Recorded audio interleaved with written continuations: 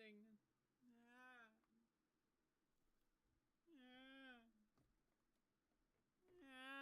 Hello? Hi, Max. I'm talking to the TV.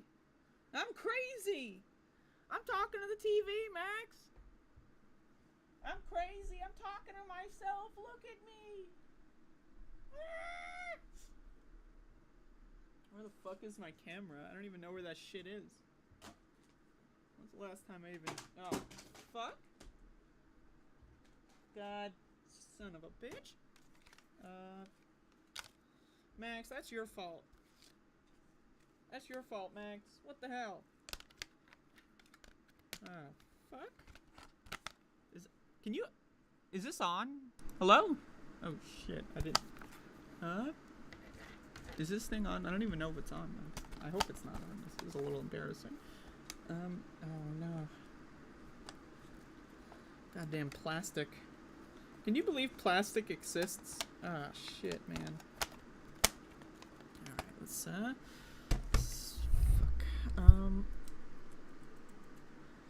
Jesus fucking Christ. Where the fuck is my camera? Shit. Oh, this fucking motherfucker. Oh no, the cable is all fucked up. Oh no, I gotta untangle the cable. It's all over.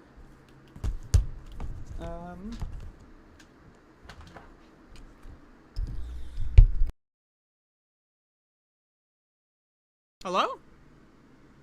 Oh shit, this was on the whole time? Oh, fuck. Fuck! Hello? Hello? This is a... I gotta make sure that... I need to elevate my arm. Something like that.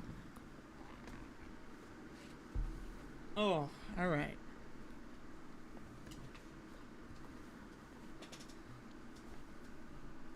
Okay. Oh, fuck.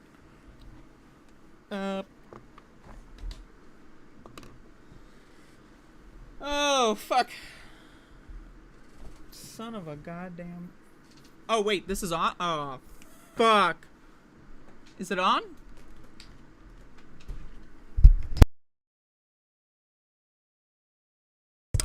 Oh, fuck.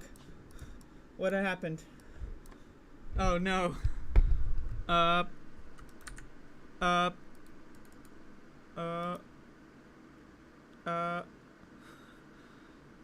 no. Oh, no. Now I'm not even joking anymore. Something actually happened. Okay. F11? Okay. It is F11.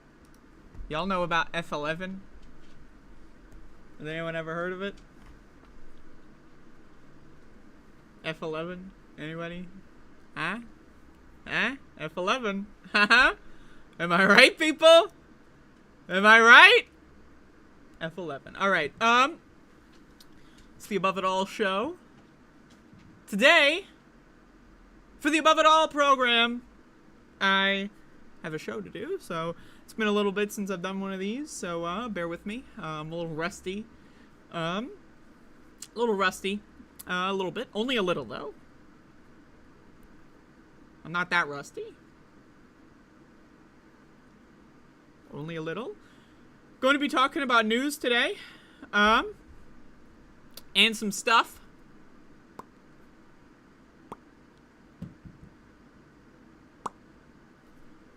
I am remonetized. Everyone. Now, should I, like, go through the whole thing? I don't even know. I didn't plan for this, at all. So, should I go through the whole thing? Like, should I explain the whole scenario? Does anyone want me to? I'll give you the abridged version. Alright. Without bringing up any on-screen, you know, photos or emails or anything, I'm going to give you all the abridged version of how I got a YouTube strike and how it went away magically after being told 39,615.7 times that the YouTube strike was confirmed, and it was carefully reviewed. So, what happened? I don't remember what day it was. Maybe Tuesday, Wednesday. I'm not sure. I don't know. I got a strike for a year-old video about, maybe it's not 1 year, maybe it's like 8 months. I'm not actually sure. My perception of time is not as good as it used to be. But it was the, mass shooting in the Buffalo supermarket. I made a video about how the mass shooter was a neo-Nazi and how he was radicalized in far-right internet websites and all that kind of stuff. And basically just explaining, pretty fucked up. Not good. It's not a good situation. And YouTube accused me of glorifying mass shootings. Glorifying the mass shooting. I glorified it by explaining how bad it is and how to prevent them in the future. That's glorification. So that happened. I woke up on Wednesday. I normally take Wednesday off. So I'm like, well, there goes me enjoying my day off. So I tried to just ignore it. Usually this is what I try to do. I just ignore it. If I ignore it, it'll go away. You know, like everything else, like climate change, you know, like viruses. Just ignore it, it'll go away. So, so I did the whole, you know, I did the dance on Twitter. I explained the whole situation. The team YouTube account replied to me several times and said, oh, we're looking into this. Oh, it was carefully reviewed. We carefully reviewed it. We guarantee you, without any reason, they never provide a reason. They're just like, oh yeah, we checked. It's true. You glorified a mass shooting. It's true. How is it true? I don't know. What's the argument? All we know is it's true. So then, you know, I have no problem at this point. I've got like 9,615 strikes at this point. I've been on this website for a long time. And so I just started yelling at the YouTube Twitter bot. Now, it's a bot, and I don't even think it's a social media person. I'm going to be honest with you. Now, I think there's a person in charge of, like, who to reply to, right? But, like, they can only respond with copy-pasted messages. Now, I want to say something real quick.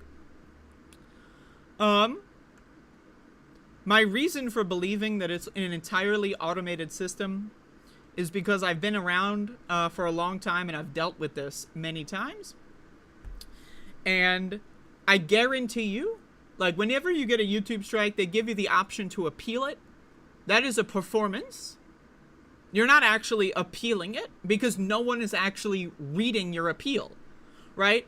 I wrote in there, I was reading a fucking article about this and talking about how bad it is. There's no glorification. Maybe I didn't say the F word, right? You know, I'm trying to be professional. And it's like within seconds, like I get an email like a couple minutes later. Sorry, we carefully reviewed it. It's like, you know, it's a 1984 type situation. They just lie and gaslight.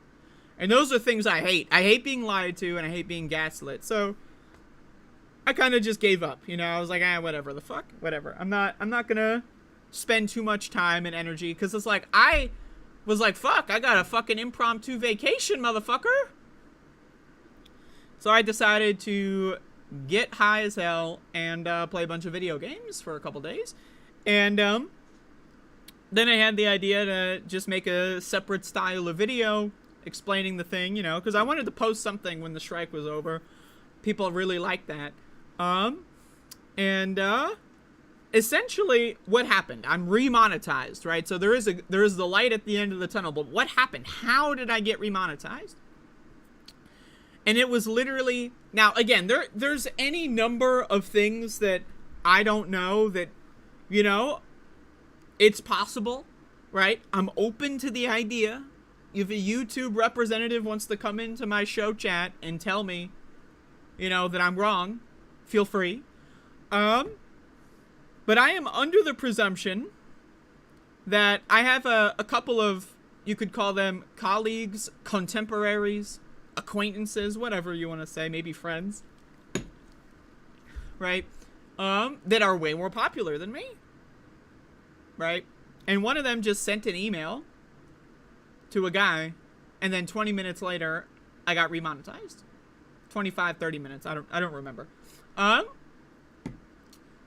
And so again, timeline, strike, that's bullshit. It's total bullshit, fake news garbage.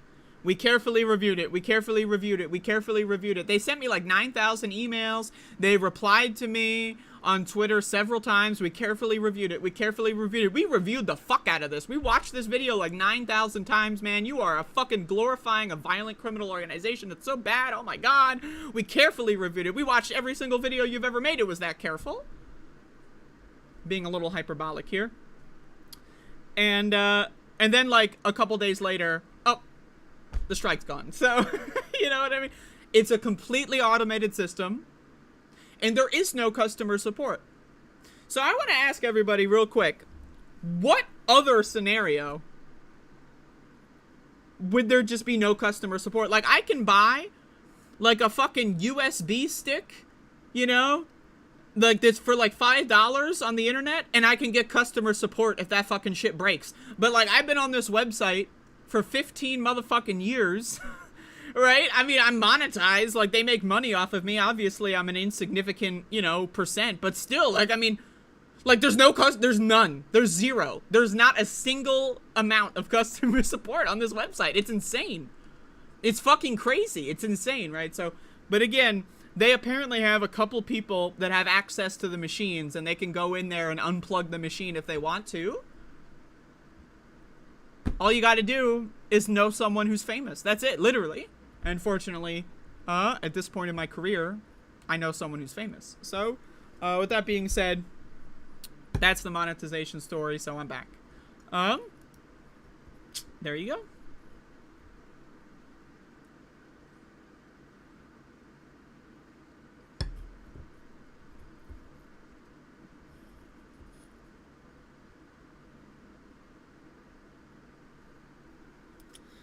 All right. Now let's get into the real show. Now that we've done our house cleaning, you ever hear that? House cleaning? I'm doing a fucking internet show. Do I look like I clean my house? Like, look at this shit. Look at this fucking shit. Do I look like I clean my house? Like, Jesus fucking Christ, house cleaning my asshole. But that's the end of the house cleaning. So let's get into the news.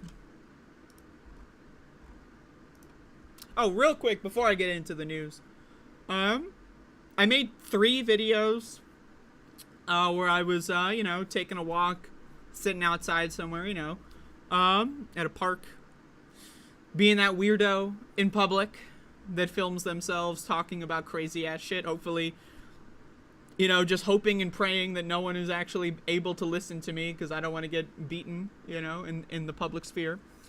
I made a video. Well, first I just made like a general update, and I'm still working through some of those things, you know, so I still, you know, that still applies.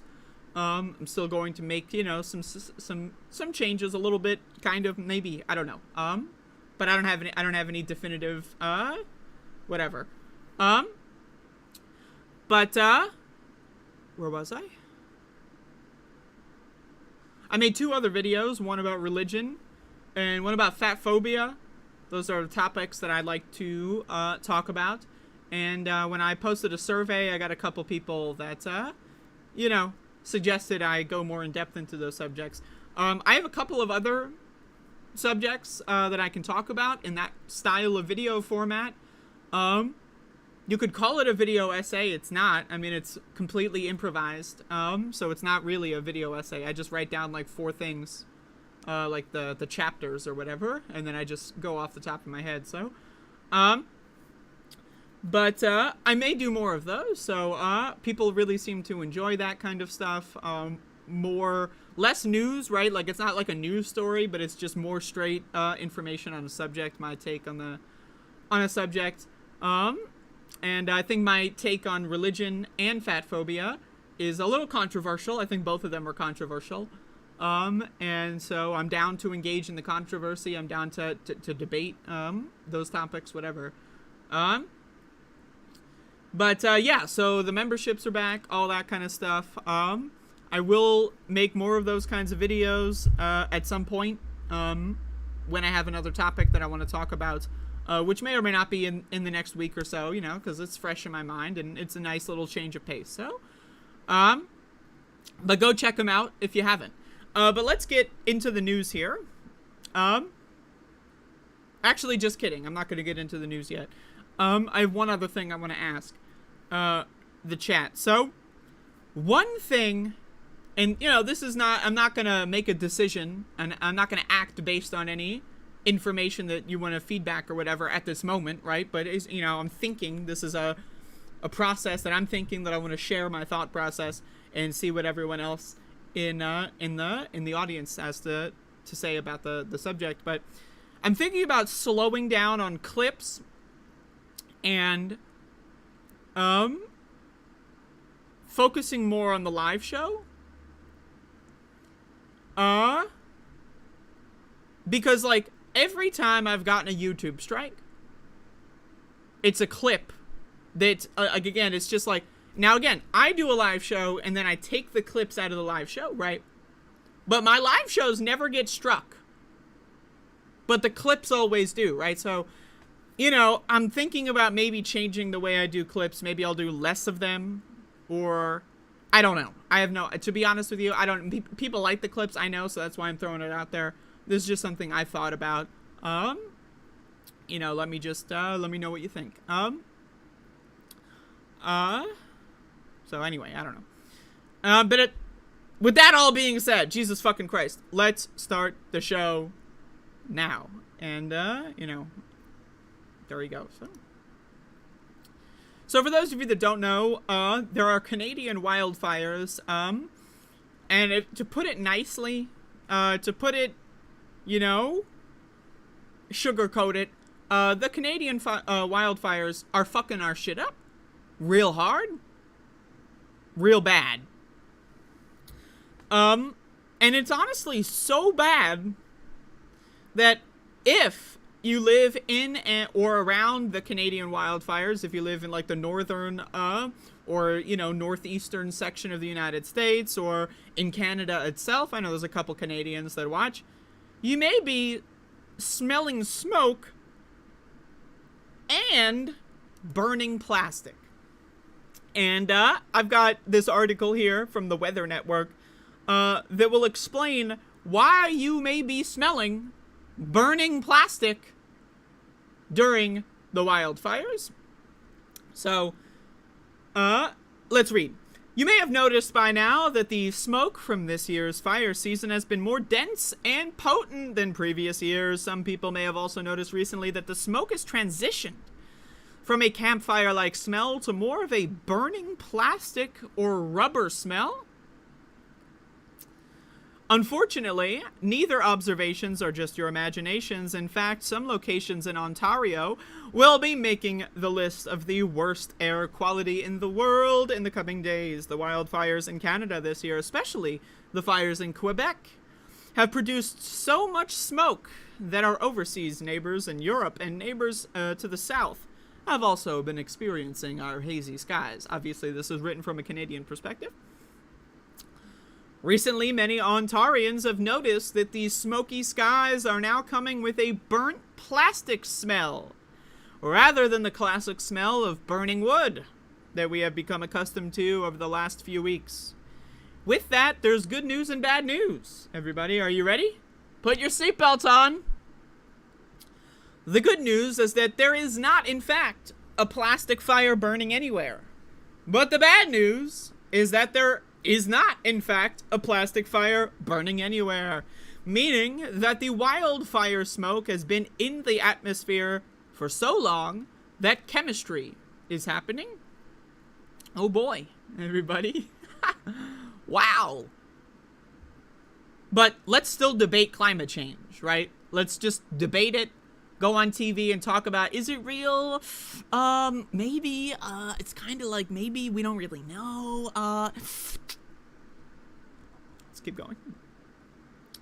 Ultraviolet UV radiation from the sun does more than just give us sunburns. It can interact with compounds already in the atmosphere to create new compounds. For example, ozone at the surface level, or smog as it is commonly called, is caused by air pollutants such as NOx gases being broken up by UV radiation.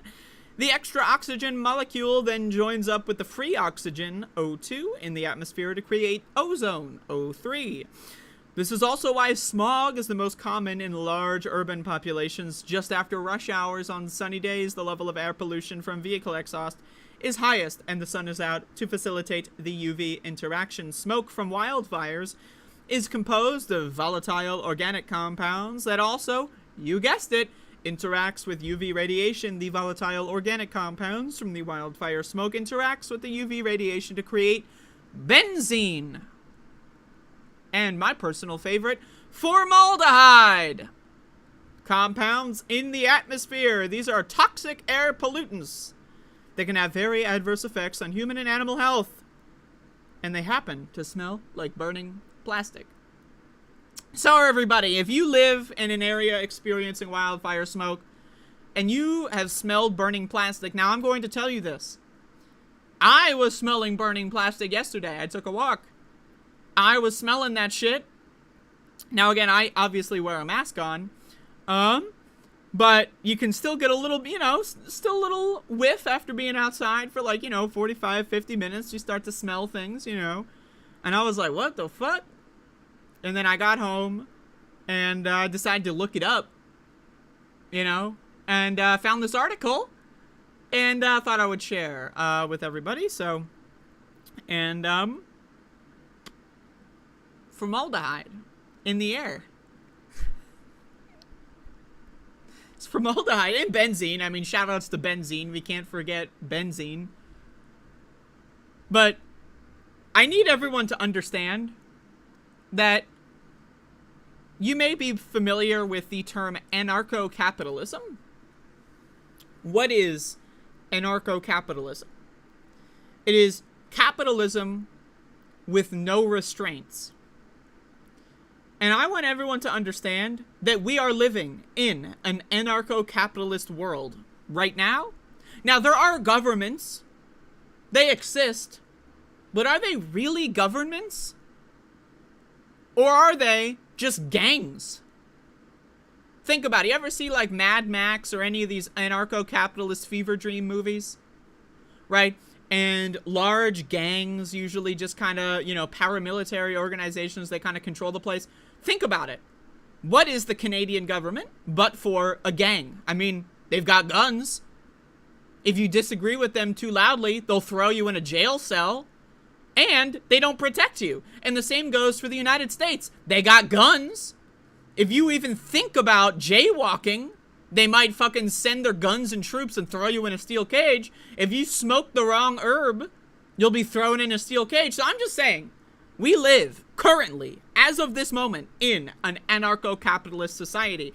If we had a government at all, an actual government, I'm not talking about a government in name only. I'm talking about an actual government. What is the role of government? What is the definition of government? To govern. An organization with the role of governing. What is governing? To control things at a large scale, such as safety, organizing, and so on and so forth. If we have trains, we got to make sure the trains don't crash into each other. We got planes, we got to make sure the planes don't crash into each other, right? Theoretically, that's what governments are for. And yet, why are they failing us? Remember the pandemic? And then the government just said, hi, I'm Joe Biden. Hi, I'm Trudeau. I forgot his first name. The pandemic's over, guys. The virus still here. It's even more dangerous. It's even more lethal. But, we're going to press a button and pretend the pandemic's over. And dummies listen to them. The sheep listen to them. The drones listen to them. They took their mask off. They threw it in the garbage. Who needs a mask? I went for a walk yesterday. Nobody. I saw dozens of pedestrians walking around. No one had a mask on. 0% of the people I saw. Like, you can see the smoke, motherfuckers. You can see... I get it. You can't see COVID. It's real. It'll fuck you up, but I get it. You can't see it. You can see the smoke. And people are still too fucking stupid to wear masks. So I say this. Get a heaping helping. Take a deep breath. Breathe in the benzene. Breathe in the formaldehyde. Become a real man. See how that goes? I say, better sooner than later that you get your heaping helping of formaldehyde. That's my opinion. Humans are dumb. They're dumb. We need to understand this now. Like, there is no question about it. The facts are in. The jury is in. The decision has been made. It's a matter of fact that we are living in a society where the floor of stupid motherfuckers on a percentage scale is 90%. That is the floor. Now, I'm willing to debate whether or not it's 95%, 93% dumb motherfuckers, useless garbage, Neanderthals, uncivilized NPCs, whatever you want to call them. All of the above, if you will. But I think the floor for any reasonable person out there, and if you're unreasonable, obviously, what, 90% of people are dumb? Well, that's just so... Yeah, I get it. Yeah, anyone who thinks it's less than 90%, I see where you're coming from, buddy. But we can debate. 97% stupid motherfuckers, 99% stupid motherfuckers, 92. We can debate this. But at this point, the facts are in. It's over on the human species. It's done. We're gone. Civilization, gone. It's over. Now again, things don't crumble overnight. This isn't a movie where, like, things are just gonna, like, there's gonna be some, like, one single disastrous event, like a hurricane that destroys the whole world or something. That's not gonna happen. It's gonna be a slow, steady crumble. And that's what we're dealing with. And no one does anything about it. People are riding their bikes with no mask on, breathing in formaldehyde and COVID. How can you explain that other than they're just fucking stupid? I need you to understand, why would someone ride a bike? Well, I gotta exercise. I gotta be healthy. So, you're gonna exercise, which I'm exercise at home. How about that? With the windows closed? Hey. Out of the box thinking. But these motherfuckers are so stupid, they think, I'm gonna do something for my health by accelerating my heart rate and my breath rate and breathing in formaldehyde, benzene, and wildfire smoke and viruses for my health. What is this motherfucking shit? Rules, dude? Like, is this a joke? Is this a goddamn motherfucking, like, comedy show? For your health. Jesus fucking Christ. Exhibit B. Wastewater sampling in Canada suggests COVID case rate 19 times higher than reported. You ever see these dumb shit for brains, cocksucking motherfucking shithole motherfuckers going out there? The pandemic's over, bro. It's over. Like, look at the numbers, man. It's like, the pandemic's over. I mean, look at the numbers. So you're telling me that when we stop testing, numbers go down?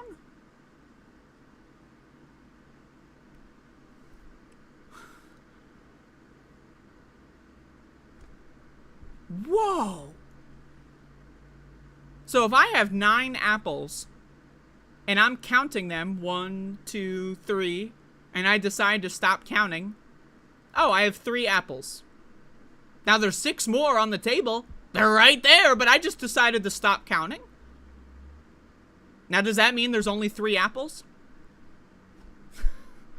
But again, we live in a world where the floor at least minimum 90% of Americans, Canadians, human beings et al.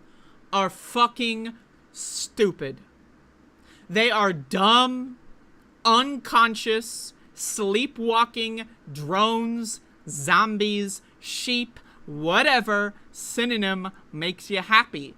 They're plugged into the matrix. They took the blue pill. Whatever you want to, whatever helps you understand the situation. I need you all to understand this for your own benefit. I am here to tell you, for your own benefit, I need you to fundamentally, I need you to have the gears turn and click into place. Everyone around you is a fucking fool. Now again, I'm not saying literally every single human.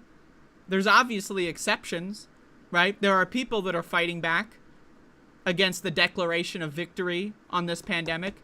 The fake declaration of victory, the George Orwell's nightmare declaration of victory. Let's pretend we won and hope everyone believes us, and they did. Because they're dumb. They're dumb. They're dummies. They're dumb fuck morons. This is something that really blows my mind. If you ask the average American or Canadian or person how they view mainstream media and the government, you ever look at these polls? This is why I'm starting to get to the point where I don't believe in polls anymore, right? Because you ever see these polls? Congress, 17% approval rating, right? The Supreme Court, 19% approval rating. Government in general, 20% approval rating. You ever see these polls? Mainstream news, 10% approval rating. People will say on the phone, a pollster will ask them, hey, how do you feel about mainstream news? I think they lie to us. I don't trust them.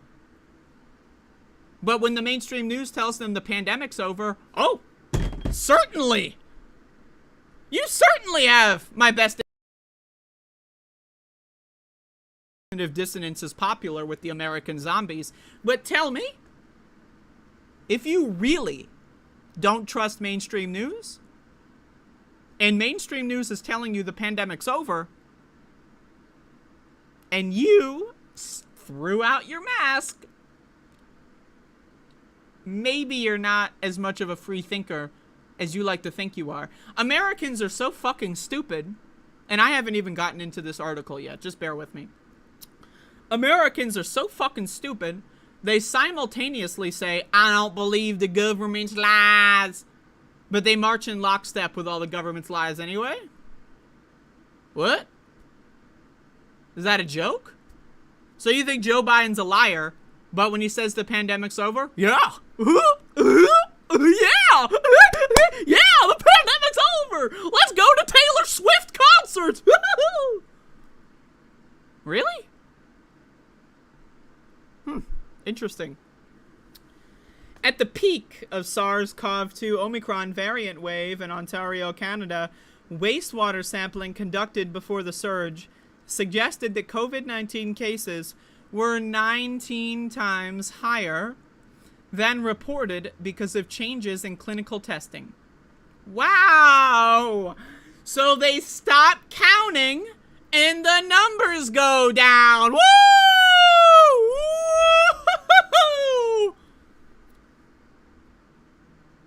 Like,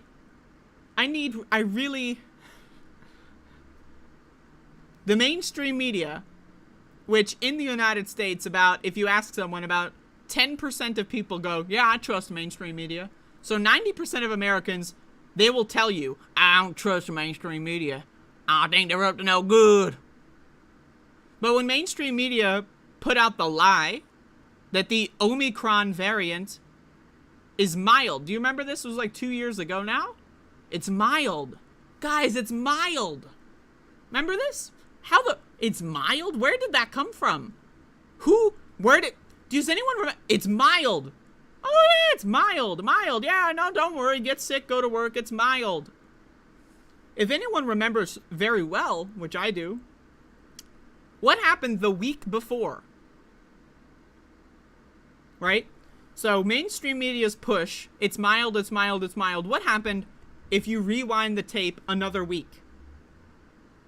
The CDC, Centers for Disease Control and Prevention in the United States, had a meeting with the CEOs of major airlines and then decided to cut the resting period from 10 days. If you get sick, you should isolate for 10 days to 5 days. And then the mild conspiracy theory magically popped out of nowhere. Really? So you don't trust mainstream media, but when mainstream media tells you something you want to hear, you clap like a seal. Yeah, it's mild. Why are you so concerned? It's mild. Let's go to Taylor Swift concerts. Let's go to restaurants. It's mild. That's the average American. The same one that doesn't trust mainstream media. Dumb motherfuckers. Also, everybody, it's Max the dog. Americans are so full of contradictions that they're barely even real people. They're zombies. They're sleepwalking. They're not awake. Really? You don't believe in Oh, they're always lying to us. Except for when they tell me something I already want to believe, right?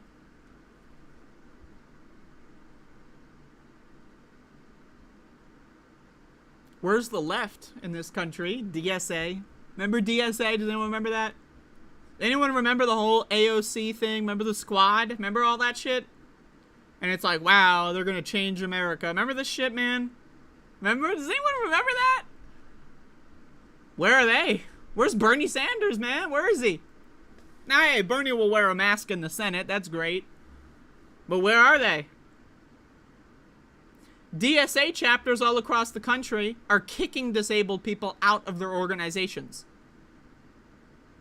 If you look into DSA chapters, almost every single one of them, there's a couple of exceptions and shout outs to them, but almost every single DSA chapter decided, masks optional.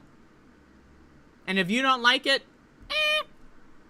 we're going to kick you out. That's almost every DSA chapter in the country. Now, there are some exceptions in some areas, and shout outs to them. So, our most prominent left-wing organization in the country, Democratic Socialists of America, are jumping on the neo-Nazi train. What is National Socialism? Think about it. Fundamentally, what did the Nazis believe? Socialism for me and my people, and fuck everyone else. We're going to kill everyone else, take all their shit, and then the master race is going to live in luxury. That's the Nazi mindset. So think about it. What is the difference between a so-called left-winger who says, oh, you're disabled? Well, you don't belong here. In fact, I don't even care about you. In fact, I'm going to fight for policies that get you killed. And a Nazi. What's the difference? Think about it. I'm just asking you. Think about it. What is the difference? The difference is the DSA person, this character that I'm describing, has a couple more groups. Right? Nazis, they really only liked one specific kind of person. The DSA kind of Nazi is like, well, as long as you're able-bodied, you're allowed to live. If you're able-bodied, everything is fine. But if you're disabled, hey, fuck them. Fuck them. Fuck them. Fuck them. That's what DSA has to say to disabled people. If you're immunocompromised, fuck you. Fuck you. I hope you die, bitch. That's what DSA has to say to people like us. Because they don't give a fuck. There's no left wing in this country. There's no left wing organization. None of them. None of them. They don't exist. It's a fairy tale. It's a magical fucking goddamn fucking act. Oh, look at us. We're left. You ever see these self-proclaimed communist LARPers, live-action roleplay LARPers going on? You ever see this shit? These people that claim to be communists, oh, we're Marxists, we're Marxist-Leninists, these stupid fucking college kids who read one book and then they think they're cool because they wear a certain kind of t-shirt. Talking about, oh, you're disabled? You want to wear a mask during a pandemic, during a wildfire smoke epidemic?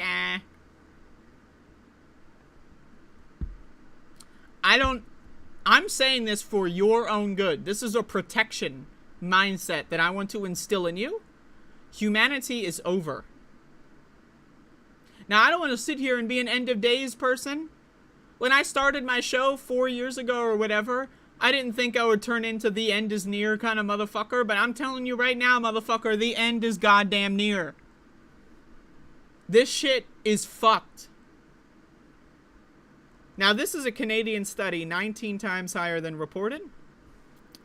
In Canada, they have better reporting metrics for COVID than the United States. In the United States, half of the country stopped reporting COVID altogether. A lot of Republican states, they just gave up. If you have COVID, Now, I ask you, if you've ever gotten COVID, have you gotten a test and registered that test with the government?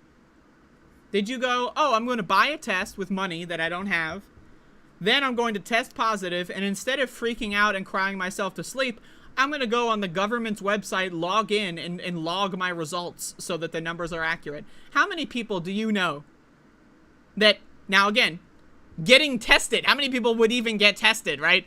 But how many people do you know who would get tested and then register their result with the government?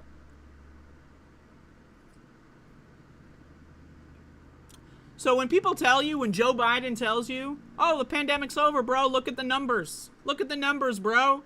It's over. It's gone. What? Climate change, man. It's over. It's done. What do you mean climate change? Yo, it just snowed the other day. Climate change, schmimate change. There's no such thing, man. It snowed yesterday. Remember that motherfucker in the Senate who brought in the snowball? Look, there's a snowball in my hands, motherfucker. The climate ain't changing. What are you, crazy? But hey, maybe God will save us, right?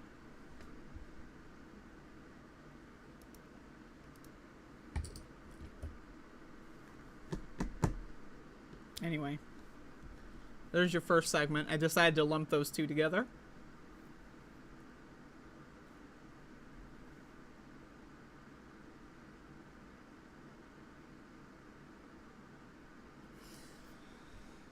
Fuck.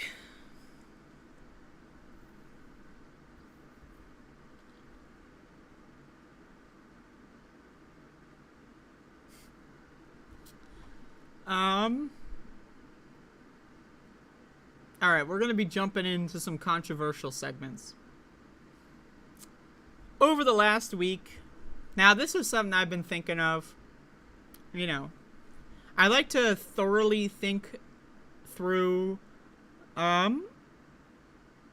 things before I make an actionable change in my life. This is a rare feature, I think, for humans.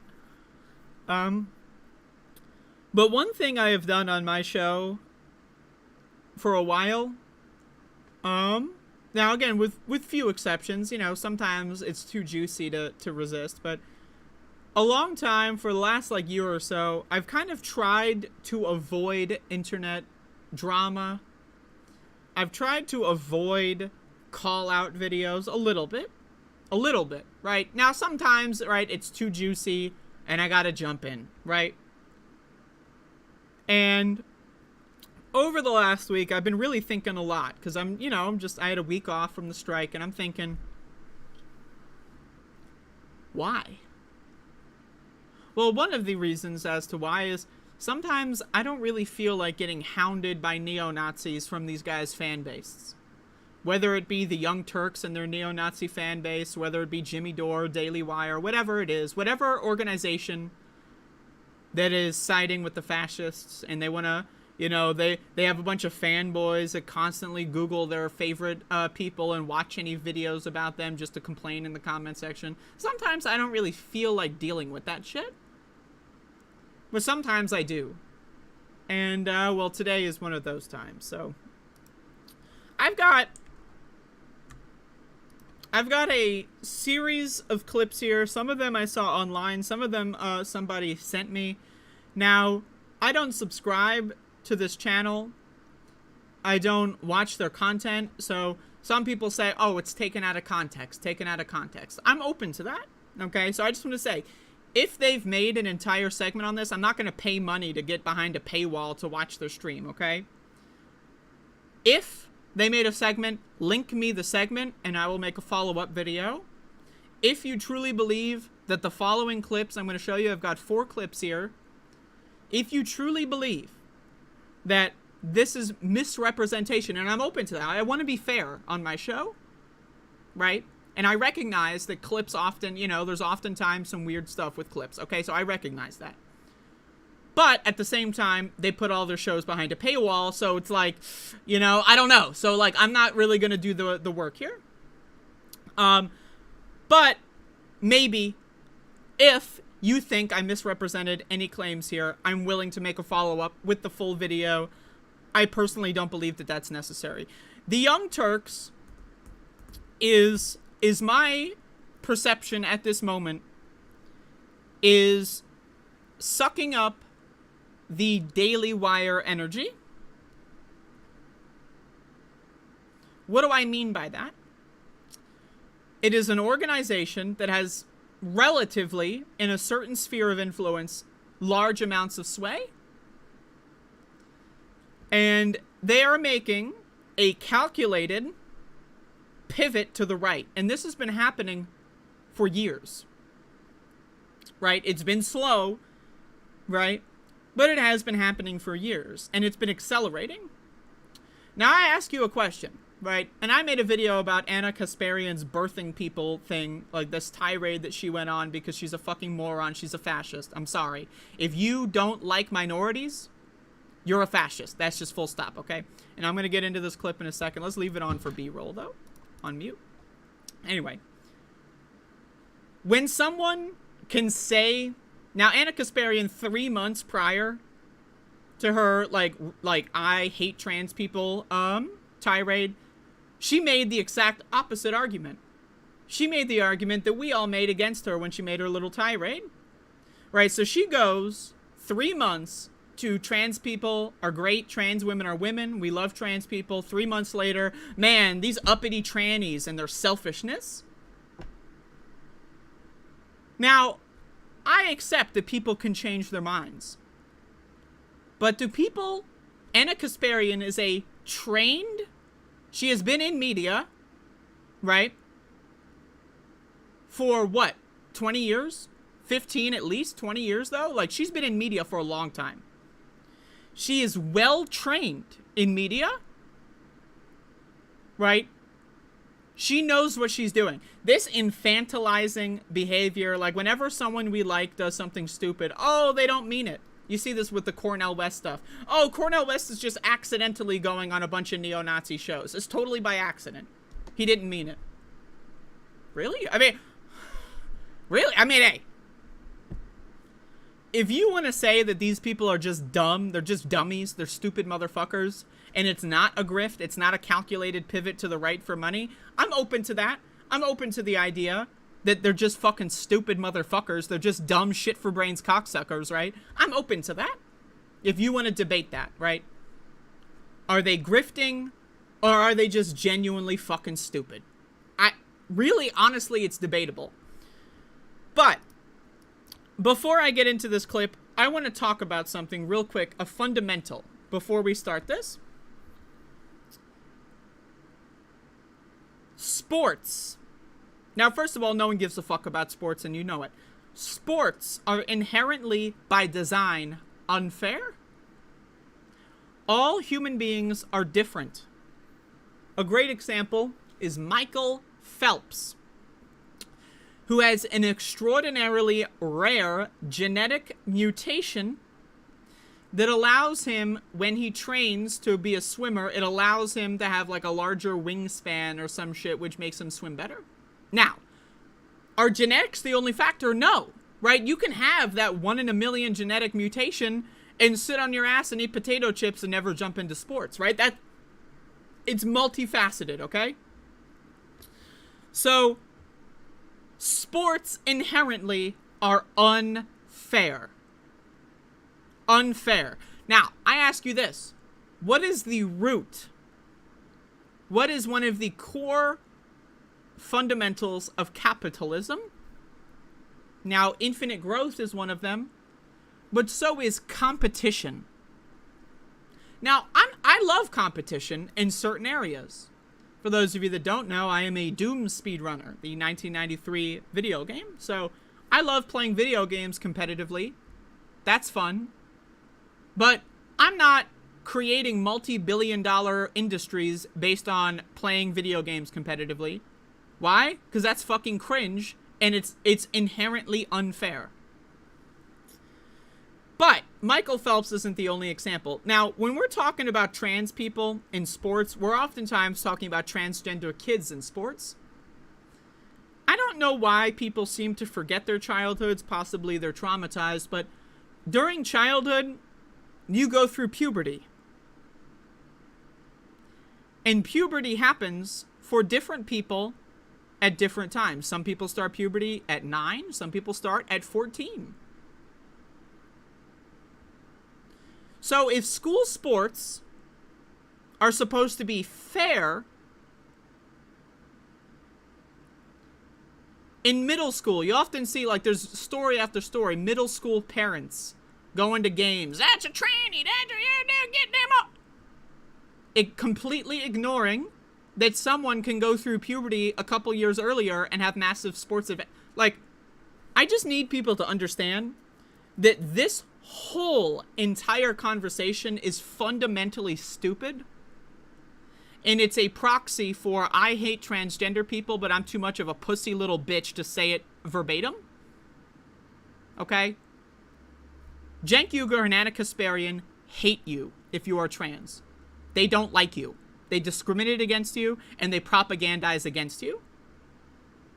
They're also too afraid to own up to it. Now they will in the future. I guarantee you Anna Kasparian and Cenk Uygur a year or two from now are going to go on the fuck the trans people campaign. I guarantee it. Guarantee it. I'm willing to bet on it. But this is how it always starts. Look at the legislation that we had in this country. It started off as, well, the trans people in sports is unfair, and now it's, oh, if you're trans, we're going to ban you from going to the doctor. It's the same pipeline. I also want to say this when it comes to transgender people in sports. Do you know how many transgender people lose?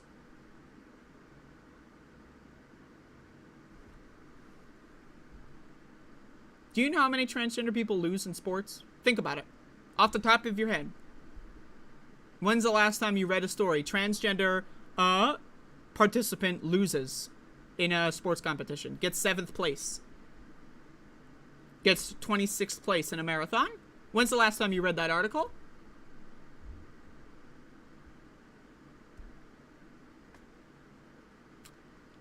When a transgender person loses, no one cares. It's not news. When a transgender person wins, it's unfair. It's evil.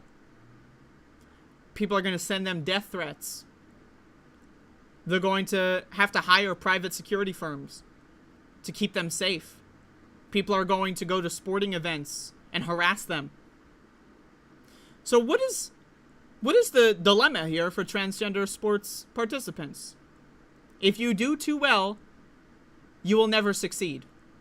There is no road to success. Because if you win, it's not a real win.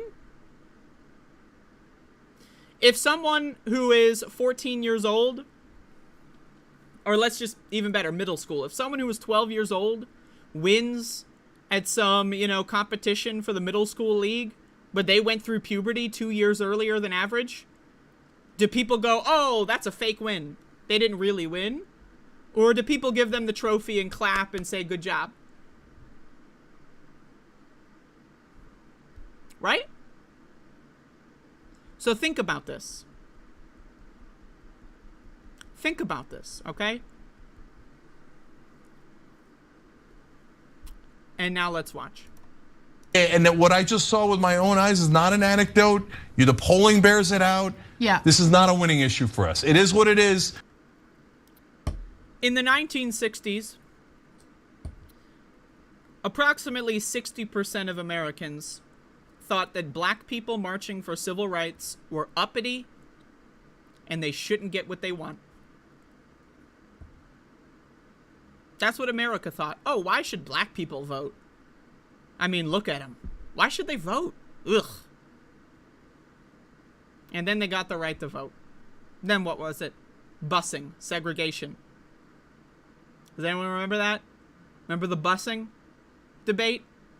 60 to 70% of Americans. I mean, black people should vote. I mean, let's be fair, but I don't think black kids should go to school with my beautiful Aryan children, right? 60 to 70% of the country, that's what they believed. In the 1990s, during the Don't Ask, Don't Tell era, how many people in this country supported gay rights? There was a genocide of gay people in this country in the 1980s and 90s. People don't know that because it was covered up. The AIDS crisis was a targeted, purposeful genocide by the Ronald Reagan administration. That's a genocide. They targeted the gay community and committed a genocide. Do you know that? Did you know that? I mean, maybe if you watch my show, you knew that. Why though? Because gay people were unpopular. No one gave a fuck if gay people died. No one gave a fuck because it was unpopular. It's a losing issue. When Martin Luther King Jr. described the theory of the white moderate. Now, I understand Cenk Uygur and Anna Kasparian, they'll claim that they're not white. Anna Kasparian also will claim that she's not white sometimes when it tactically, benefits her. But they personify the perspective of the white moderate. These uppity trans people asking for equal rights. How dare they? Now, I'm not saying trans people should be in jail. I'm just saying that they should be far away from us and our kids. Separate, but equal. Separate, but equal. I don't want to kill the trans people. I just want them far away from me because they're kind of icky and gross. Where have we heard this before? You do what you want with that information. Well, the advocates and activists for the transgender community would respond with, "We don't care about the politics, right? We don't care." Okay, about, then don't come. No, I gotta say. Let me just finish my thought, Jake, for 1 second. Go ahead. Okay, they'll say that, but these motherfuckers like bicker like a married couple who's like, they both got dementia. They both don't know where they are anymore. Like, okay, you don't care about the politics? Let's just, for once in your life, think strategically about what that means. That means black people don't get the right to vote. That means slaves don't get freed. That means gay people can't get married. That's what she's saying. I need you to understand, if you are transgender, Anna Kasparian hates you. She is using her platform to pull people from the left to the right. To the right. These people are right-wing propagandists. But are people in the Young Turks audience, right? If the Young Turks audience come across a Ben Shapiro or a Matt Walsh video, they're going to rightfully go, these guys are kind of full of it. But the Young Turks audience, who's been around people like this for a long time, they respect them, they're going to go, well, maybe, Cenk and Anna, they're progressives. They've been there for a while. Maybe they're right on this. Maybe the trannies shouldn't be equal. Maybe separate but equal is the good policy. Maybe black people shouldn't have the right to vote. I don't know. Because I'm seeing it. You look at comment sections, you look at the Twitter replies, you look at all of it, and you'll see left-wingers arguing against trans rights. Because the polls, their entire worldview, their entire perspective on philosophy, on equal rights, on civil rights is the polls. What do the polls say? Trans people are great. 6 days later. Oh, fuck them. I hate the transes. Because these people don't give a fuck. They don't give a fuck. They don't fucking care about you at all. To people like Anna Kasparian, Cenk Uygur, in the liberal mindset, minorities are an inconvenience. Disabled people, trans people, black people are an inconvenience. These people want socialism for them, but not for these weird uppity groups that they don't like. They want to get universal health care so that they can benefit. But the minorities, well, fuck them. because they don't care.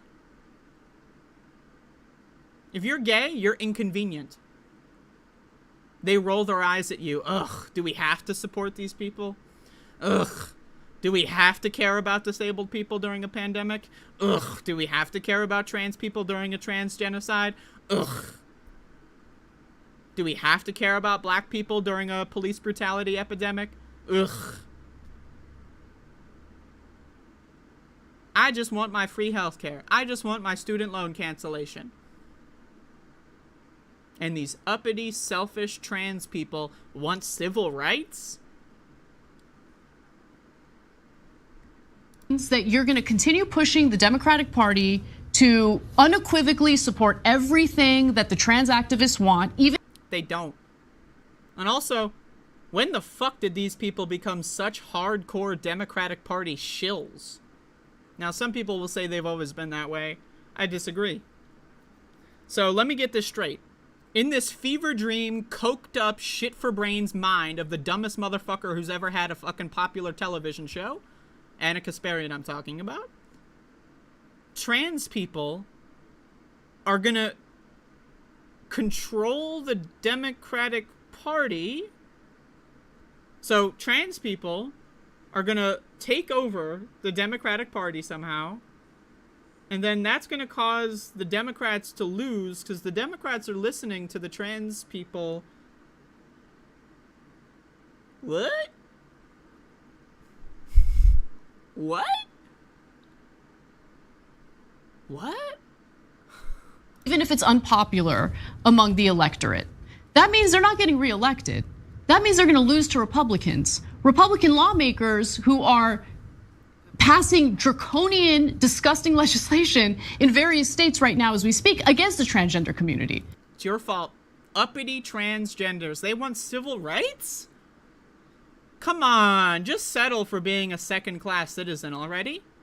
They're gonna kill you if you don't just settle for being a third-class citizen. They're gonna kill you if you don't just settle for being a fourth-class citizen. They're gonna kill you if you don't just settle for being a fifth-class citizen. Don't worry, guys, I'm on your side.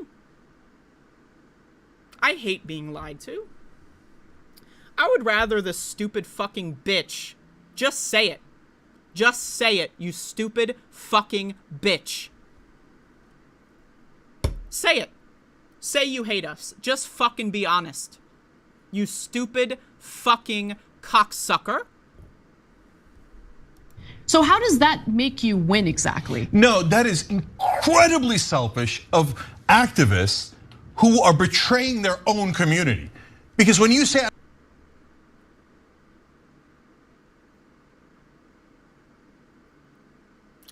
Martin Luther King Jr. betraying his own people by demanding equal right to vote. How dare they? Martin Luther King Jr. hates black people. Black people should just settle for being segregated. Come on now. If you get too uppity, then the white people are just gonna kill you all. We're on your side.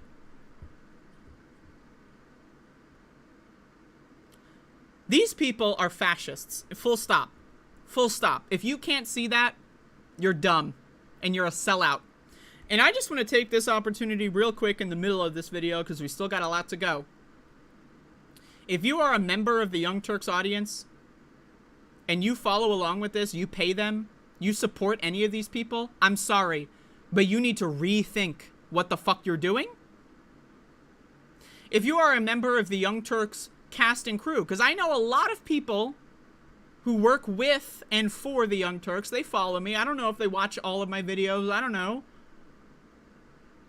Are you really okay with this? Are you really okay with fascists being the most popular people on your network?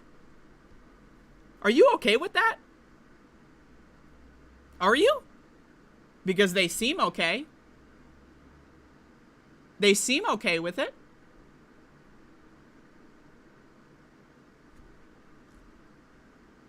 Where's the rest of the Young Turks? How many people are on there, right, that I'm supposed to pretend to respect? Right? Like you got Nina Turner, right? You got all those other people. I don't watch any other shows, I'll be honest. Are they going to do anything?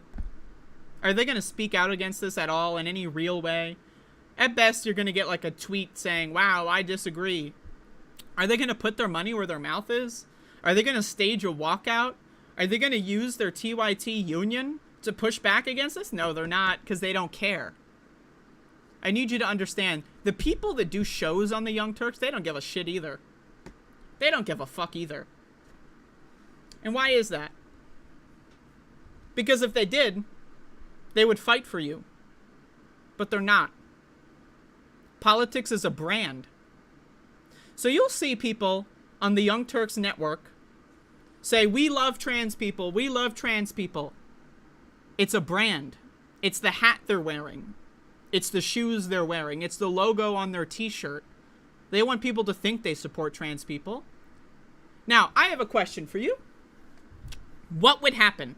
People love to tell me, oh, you know that, Cenk and Anna, man, like, everyone else disagrees with them, right? You know that everyone else, they don't agree, right? You know that, right? I mean, it's not all of them, right? I'm supposed to believe this. So tell me, let's game this out. Let's think about this strategically. Let's think about this for a moment. Let's say everyone on the Young Turks network calls out the fascists on the main show together in unison. Is Cenk Uygur going to fire his whole staff? Is Cenk Uygur going to fire everyone? Is he going to fire Nina Turner? Is he going to fire Ida Rolla? Is he going to fire all these other guys? All of them. If they unionized and stood up for trans rights together and called out these fucking neo-Nazi cunt fucks, is Cenk Uygur going to really fire all of the talent? Now, maybe he will.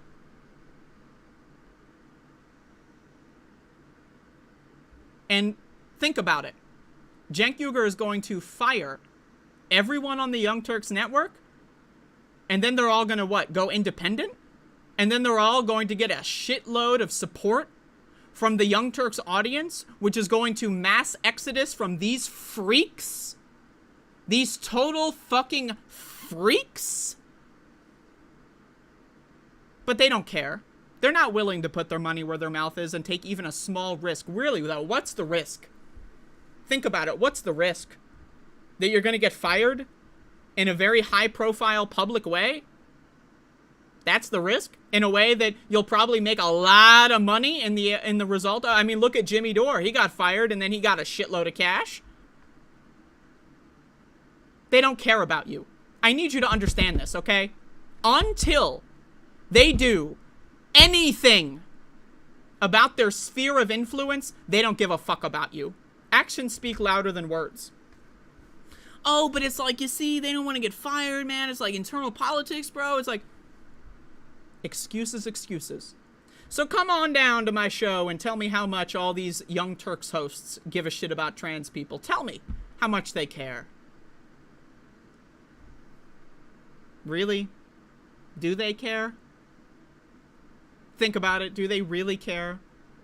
Oh, but the Young Turks has trans people on their network. Oh, look at them. Look how it's charity. Look how nice they are. They have 1 or 2 trans people on the network. Oh, they're so great people. How do you feel?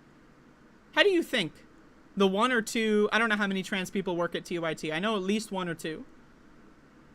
How do you think they feel? Having to listen to their boss publicly attack them over and over, and their coworkers watch and do nothing about it. How do you think they fucking feel? How do you think the transgender TYT employees feel about the most prominent people on the network shitting all over them and everyone else in the room just going, oh, well.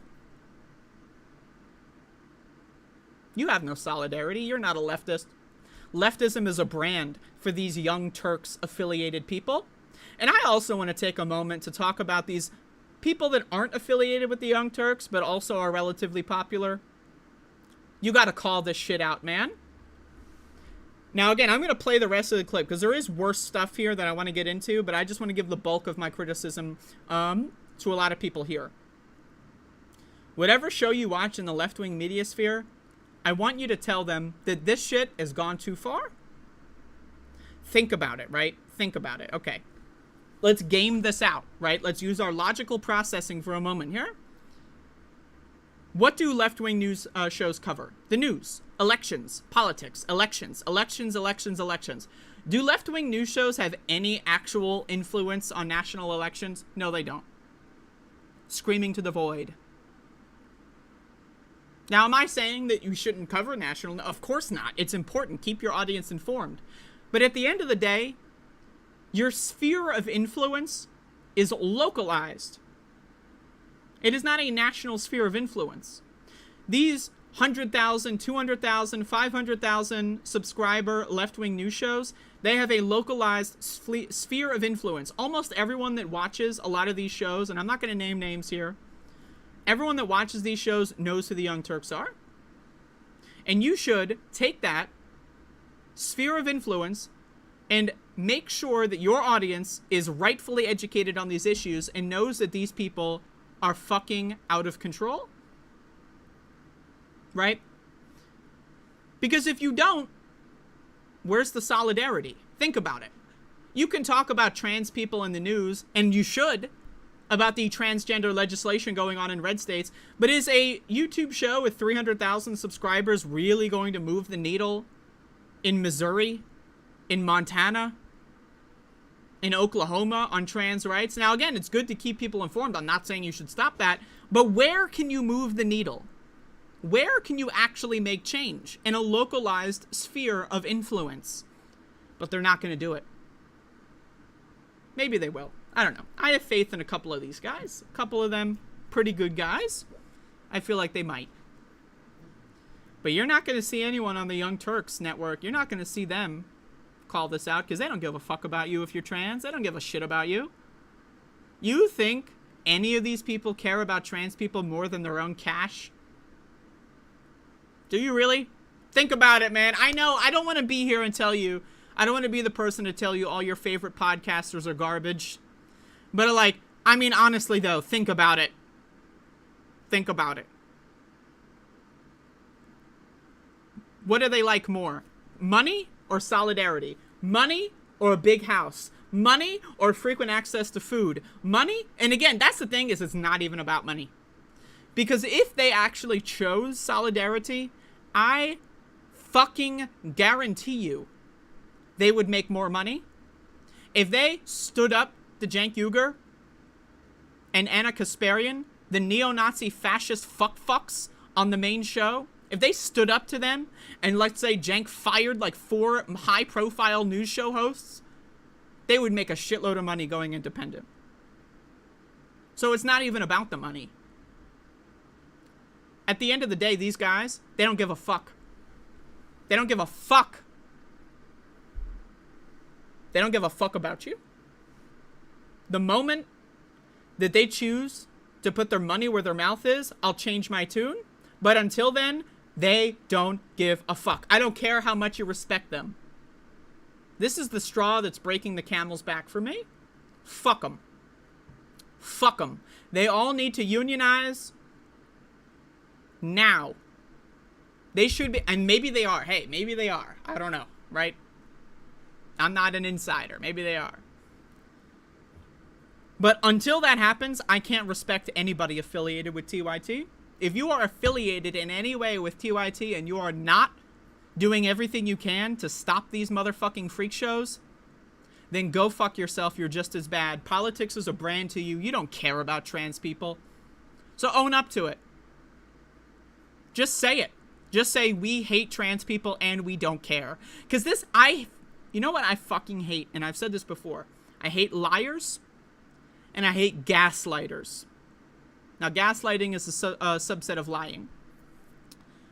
When people tell me that they support trans rights and then they act like this, or people tell me they support trans rights but then they love people like this, or people tell me they support trans rights but they're afraid to even talk about their boss going on an anti-trans tirade,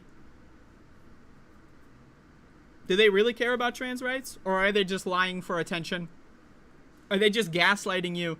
Don't worry, guys. I'm a good person. I'm a good person. Guys, no, I'm good. I'm good. No, I love the trans. Yeah, they're great. Yeah, no, I mean, everyone around me hates them, but, hey, no, I love you guys. Yeah. Anyway, with all that being said, let's get back into this shit. I don't care about elections. Who cares about the Democrats? That isn't the point. The Republicans introduced over 600 bills against the LGBTQ community. That's because of elections. And over 70 of them have already passed. Okay, so Republicans that have completely rigged the electoral system over the last, 300 years or so, right? Conservatives, Nazis, fascists have basically controlled the government with very rare exceptions. You can make an argument that FDR was a rare, non-Nazi adjacent administration. You can make that argument. What about Harry Truman? Harry Truman won World War II, right? Yeah, by committing a genocide of Japanese people. So, hey, and also FDR threw Japanese people in concentration camps, right? So, this is a neo-Nazi country based on neo-Nazi values. It is foundational on the fascist ideology. This country was founded on fascism. Fascism runs through its veins. Right? But Cenk Uygur is saying, oh yeah, Republicans have totally controlled the process for decades, centuries, whatever. We know that, apparently. But all of a sudden, it's the trans people's fault. All of a sudden. Republicans have been using culture war garbage forever to try to fucking manipulate and lie their way into winning. Quote unquote, winning. But nope, it's the trans people's fault. In the 1960s, it's the black people's fault that Richard Nixon won. That's what people were saying in 1968. Richard Nixon won? Probably because the black people got the right to vote. And then, conservatives really don't like that. So, really, when you think about it, if black people just weren't so uppity and they just stayed in their lane, maybe we'd have a Democrat in office in the 1968 election, right? That's this mindset. That's this argument. You say, I don't care about winning and I don't care about elections. What you're saying is, I'm super selfish leftist activist and I'd like to build my clout. But meanwhile, I'm willing to build my clout. This is what I hate about liars and gaslighters.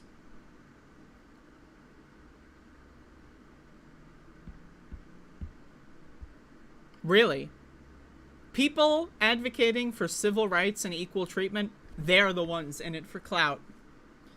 So, in the same segment, right? In the same segment, the polls show you're unpopular. You're unpopular. No one likes you. No one likes you. That's what the polls show.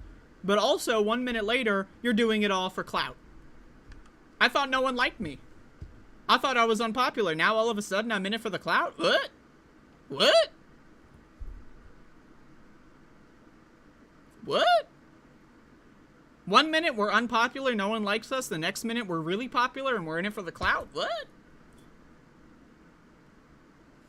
And when someone is able to contradict themselves in such a stupid and goofy way in just the span of like 60 or 90 seconds, you know what that proves to you? That these people are fucking full of shit. They're full of shit.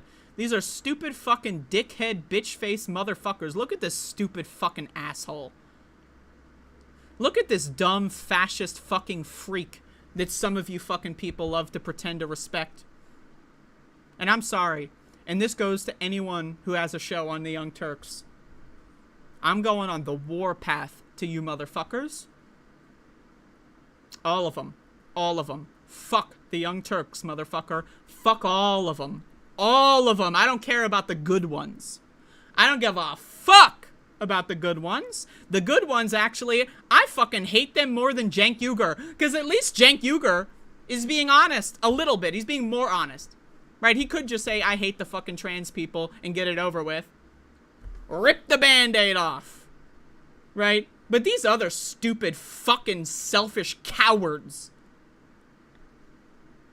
they won't even stand up for their transgender coworkers who are having to deal with this shit. Because you know what? If you're trans at the Young Turks, you're exempt. You shouldn't have to deal with this shit alone. You shouldn't be alone. You shouldn't be forced to stand up for yourself in your workplace environment alone. It's not on you. It's on everyone else. It's on the allies. Where are the allies? I'm gonna turn my air conditioner on. It's getting a little hot in here. I was ranting and raving. Holy shit. A little break. I'm sorry, man. I'm done with these motherfuckers. Nina Turner, canceled. That's the only one I know. I know they got John Idarola. He seems like a chill dude. Until he fucking stands up and does something, canceled. There's a couple of other guys, people, I don't remember their names, to be honest. That, like, Richie guy, I don't really know. Canceled. Fuck all of them. Fuck all of them until they do something about this shit. And you know what? I don't give a fuck. Saying on your show, yeah, well, Jenk said something a little weird. I disagree. That's not enough. It's not enough. Do something. Action. Action. Action speaks louder than words. Well, you know, I mean, I just, you know, it's my boss, right? I just don't really agree with him. And, you know, well, action speaks louder than words. If you are affiliated with the Young Turks Network, words aren't enough.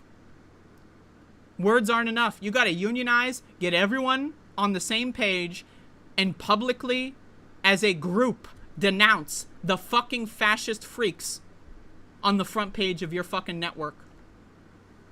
Until then, you're garbage. You're not an ally. You're a trash can. You're a garbage can man, motherfucker. And I'm sick and tired of having to pretend, right? Because I know people in my audience watch these fucking clowns. These stupid fucking cowardly fucking freaks. And I'm not gonna pretend anymore that this shit is okay. I'm sorry, man. Go fuck yourselves. Because you have a localized sphere of influence and you are doing nothing about it. You have your paywall show has no effect on national fucking politics, dude. You have a show that people have to pay to watch. You're not affecting elections, you stupid motherfuckers.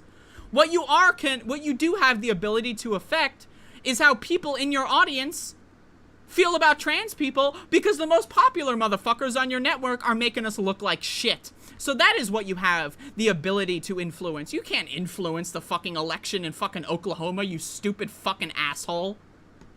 You stupid fucking, like, I just can't with these motherfuckers. Oh, we're gonna talk about the news.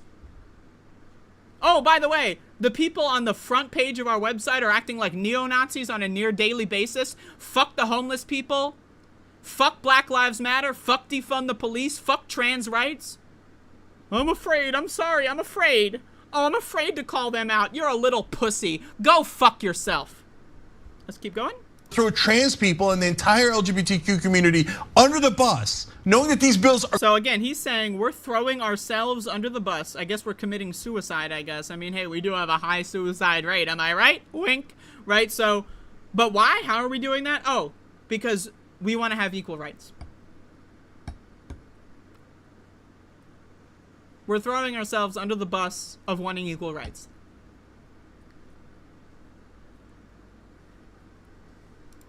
Are gonna pass because we're laser focused on a losing issue. Laser focused? I mean, when the fuck has the Young Turks been laser focused on trans rights? Let's be honest here. Let's be fucking honest here. When have any of these motherfuckers been laser focused on trans rights? Jesus fucking Christ. Give me a fucking goddamn break. These are class reductionist, neo-Nazi, national socialist fucking motherfuckers. Again, what is National Socialism, the foundation principle of the Nazi Party? Socialism for me, and kill everyone else and take their shit. I want free healthcare. I want student loan debt reduction. I want better infrastructure. I want better air quality. Oh, you're disabled? Get the fuck out of here. Pandemic's not real anymore. Oh, you're trans? Get the fuck out of here, selfish motherfucker. Oh, you're this, you're that. Oh, you're a black person who doesn't like the cops kill people like you all the time? Get the fuck out of here, defund the police. Get the fuck out of here, Black Lives Matter. These are Nazis that are lying to you, pretending to be left-wingers. And if you can't see that, and if you affiliate it, hey, what do we all say on the left? You got 10 Nazis at a table and 2 socialists. and they're all having a friendly conversation over drinks. How many Nazis are at that motherfucking table? You got 1,300 cops at a convention, and you got 12 truth sayers and peace activists, and they're all singing Kumbaya. How many motherfucking fascist pigs are in that fucking room? You got 1,312 of them, motherfucker.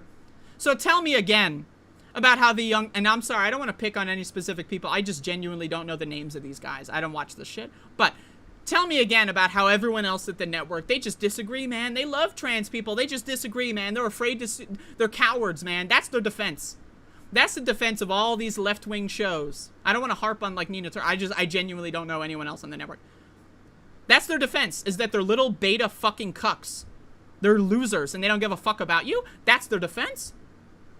That's their fucking defense. And if you watch these motherfucker shows, tell them this shit, tell them that, tell them, what the fuck are you doing? What the fuck are you doing? What the fuck are you doing? Are you okay with this? Are you okay with your boss going on neo-Nazi rampages on a daily basis? Is the money that good? Motherfucker. If they did a public high-profile action against these motherfuckers, I guarantee you they would make the same amount of money, if not more. So it's not about the money. It's fundamentally these motherfuckers don't fucking care about you at all. They don't care about their transgender coworker. They don't fucking give a fuck. But what are they doing? I guarantee you these motherfuckers are texting their trans friends. Hey, man, I'm sorry, you know, it's just, I disagree, man. I mean, hey, you know. I guarantee you these motherfuckers with hundreds of thousands of subscribers that do these left-wing shows that are afraid to talk about the Young Turks. You remember when Jimmy Dore was going on his shit? And all these motherfuckers were like, well, you know, he's like, well, you know, Remember that? That's the same shit going on here. The same motherfuckers that took a year and a half to call out Jimmy Dore for being a neo-Nazi piece of shit scumbag are the same motherfuckers who are gonna take 28,516 fucking hour-long fucking, I don't even know what the fuck time, right? To fucking call out this neo-Nazi piece of shit. And at that point, it's already gonna be too late, motherfucker. So if you watch these guys, tell them. Share my video. It may be hard to watch. I don't know if any of these guys could watch my video. Share my thoughts, because I'm not. I know some of these guys follow me, right? And, you know, I'm not here to make enemies. But if I have to, I will. Okay? Because I, at this point, am going nuclear on these motherfuckers. Because I have spent a long time not touching on left-wing infighting drama, whatever. But you know what? If this is what the left is, I'm out. I'm out. This is not left-wing.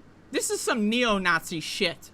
And if this fucking network is gonna claim to have left-wingers on, they gotta talk about this shit, man. And they gotta not just, oh, well, hey, everybody, welcome to my paywalled show that you spend $10 a month to watch that I do twice a week. Haha, yeah, man, Cenk really said something a little wacky. Haha, well, I'm glad you're paying the Young Turks and paying Cenk.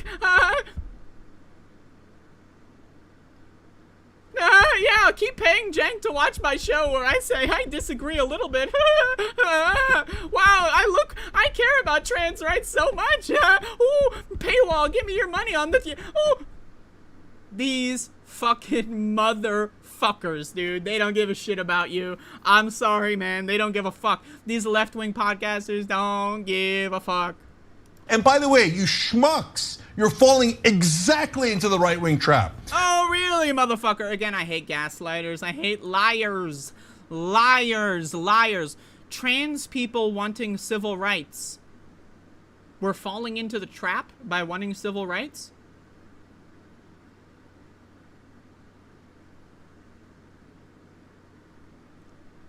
The Republicans, they tried everything. They tried anti-gay stuff, it didn't work. They tried trans...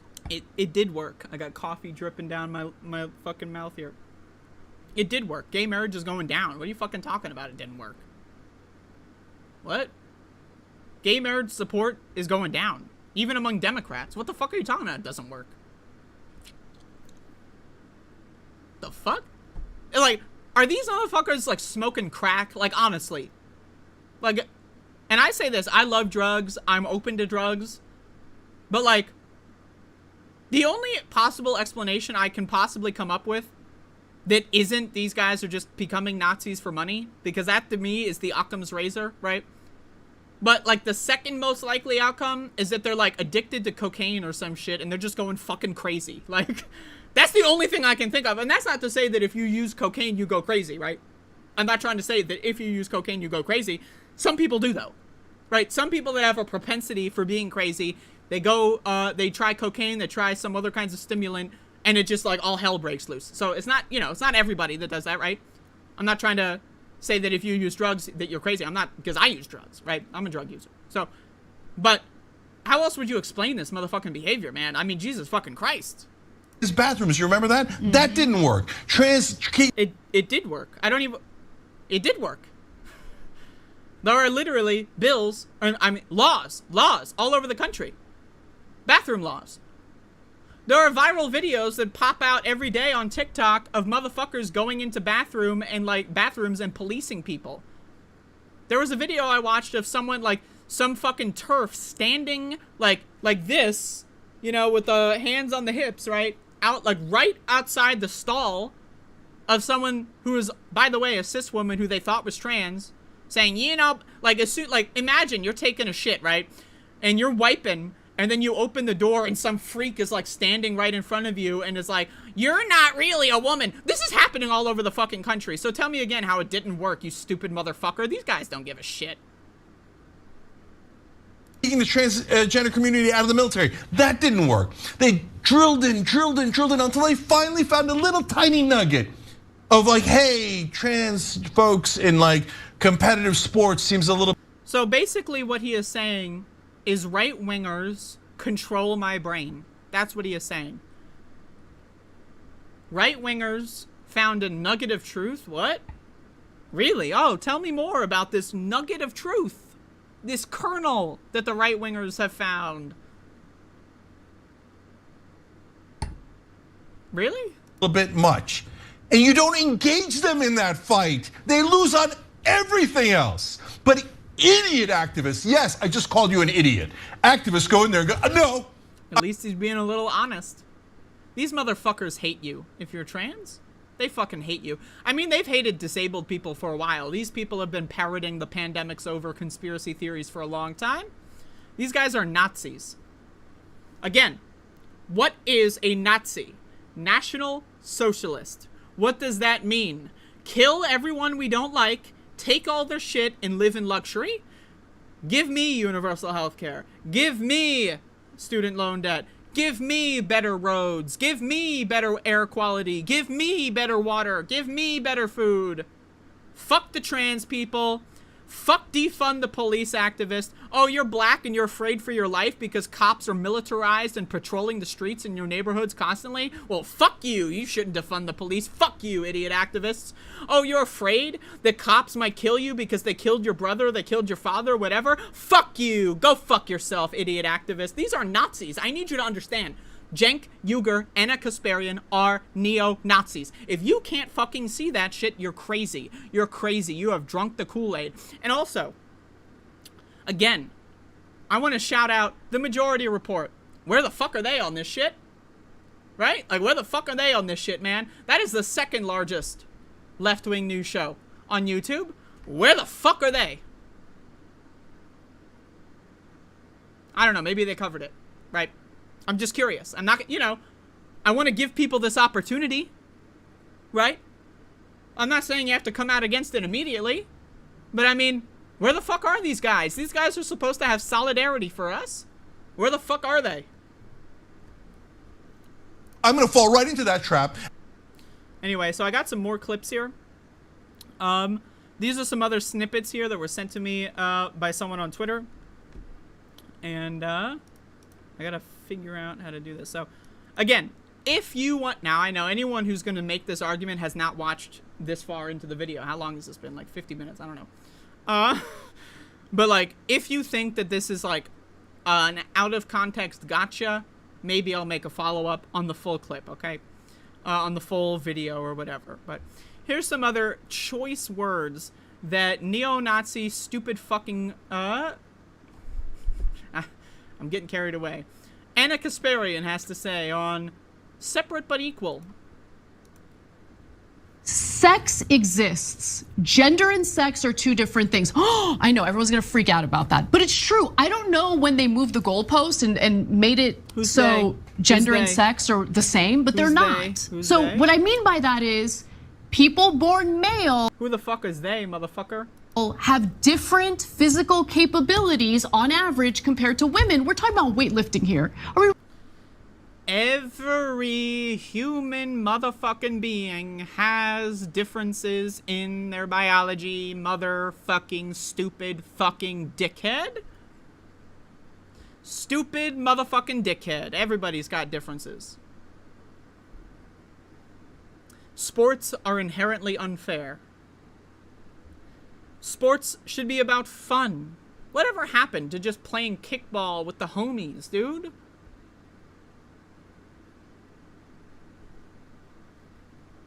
Whatever happened to that? Sports should be about fucking fun!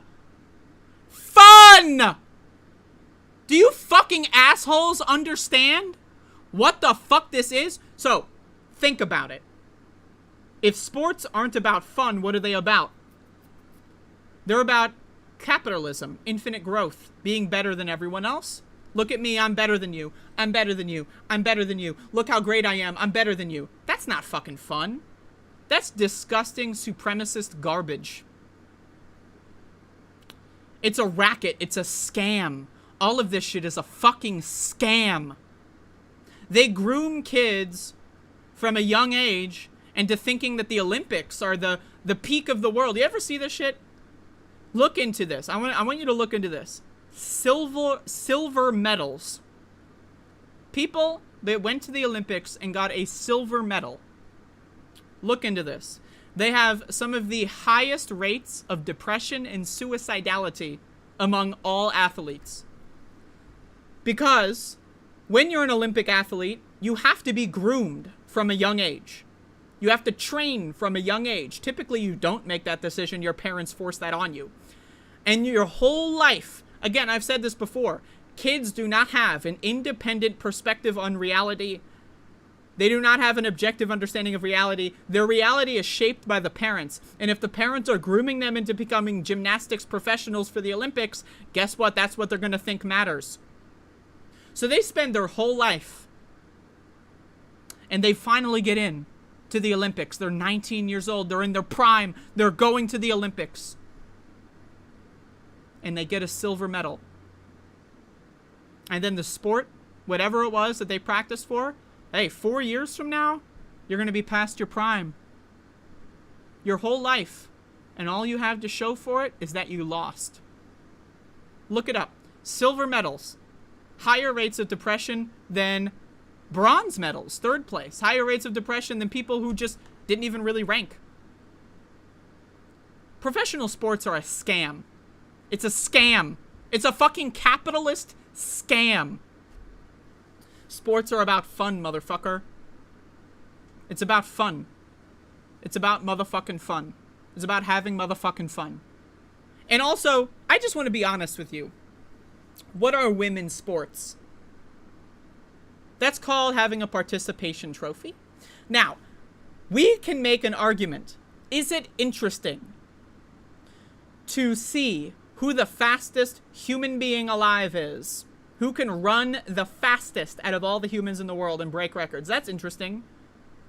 Right? That's interesting. But guess what?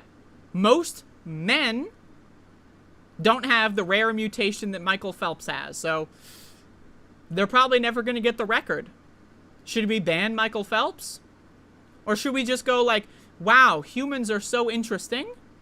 Humans, like, look at Michael Phelps. He's got a rare genetic mutation that gives him an ability to swim further, longer distances with, less oxygen requirements, all that kind of stuff. Wow, isn't the human body amazing? Aren't the differences in all of us amazing? Instead of celebrating our differences, we're all trying to compete against each other when we're all different. I think it's cool that Michael Phelps was able to use a rare genetic mutation to do something interesting and break a record in a professional sport. I think that's cool, man. But does that mean everyone else deserves a participation fucking trophy? and they have to have their own made-up records? Because let's be honest, women's sports records are made up. Let's just be fucking honest. It's made up. It's made up. It's like having short people basketball. Now, again, if you want to have a women's sports league, you know, for fun, to have, what was that word? Oh, fun. That's a whole different story. But when you start putting this fucking, like, fake, made up, wow, the most important thing in the world are sports records? When the records are already controlled by people that are genetic freaks? And I say that with all due respect. And even look at women's sports. There are cisgender women. What does cisgender mean? It means you were born a woman, identified as a woman, and you're like, all right, I'll stick with that. There are cisgender women that are banned from women's sports, and they can't participate in men's sports because they're women. But there are cisgender women that got banned from women's sports. Why? Because they're too manly. I shit you not. I shit you not. I shit you fucking not, man. You can look this up. Women's sports athletes, because of this shit that the neo-Nazi Karen, Anna Kasparian, and the neo-Nazi freak, Cenk Uygur, and all their neo-Nazi scumbag friends are promoting, cisgender women have been banned from women's sports for being too manly. Isn't that a little fucking fucked up? Isn't that a little fucking weird? You're really going to pretend like there isn't an advantage when it comes to individuals who are born male? Are we really going to pretend that there isn't an advantage to someone who goes through puberty 3 years earlier? Think about it. Think about it. Okay, Olympic athletes. If you go through puberty at the age of 9 or 10, right, and you're able to train that body for an additional couple of years, isn't that an advantage? What if someone goes through puberty at age 15 or 16? They have less time training their adult body to participate in the sports. So we ban people that go through puberty a little early? It's unfair. It's unfair. It's unfair. Oh my God, it's so unfair. Oh my God. Oh my God. So unfair. So unfair. How fucking dumb do you think I am that I'm gonna fall for this stupid fucking bullshit, man?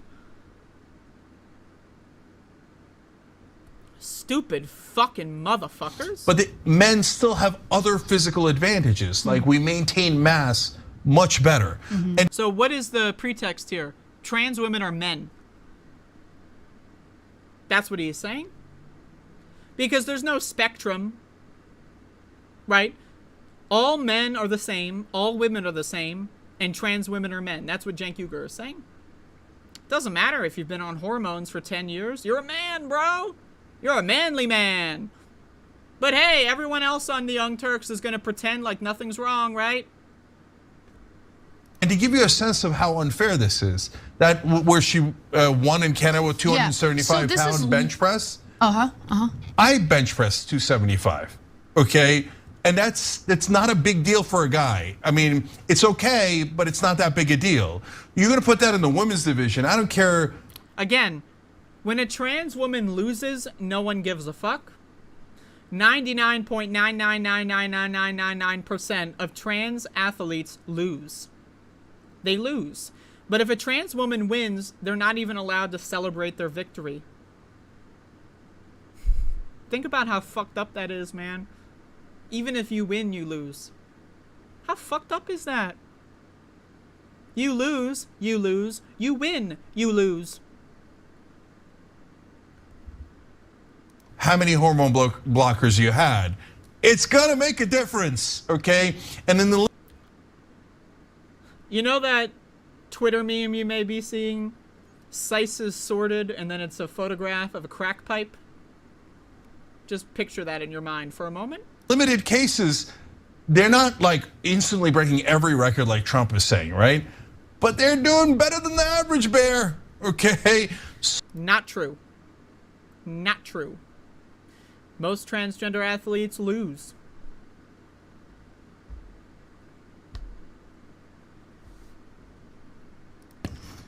Why don't you make them fight on losing ground? What? Yeah, what? Look, we have 1,000 winning issues. Paid family leave is at 84%. By the way, trans rights is at like 2/3 of the country saying yes. Trans rights. People support trans rights, but also people don't support trans rights. Right? So 1 minute trans rights are popular, the next minute they're unpopular. What? What? When you live your life being a little cowardly little fucking beta freak who lets people walk all over you, you turn into this fucking clown. This neo-Nazi scumbag piece of shit.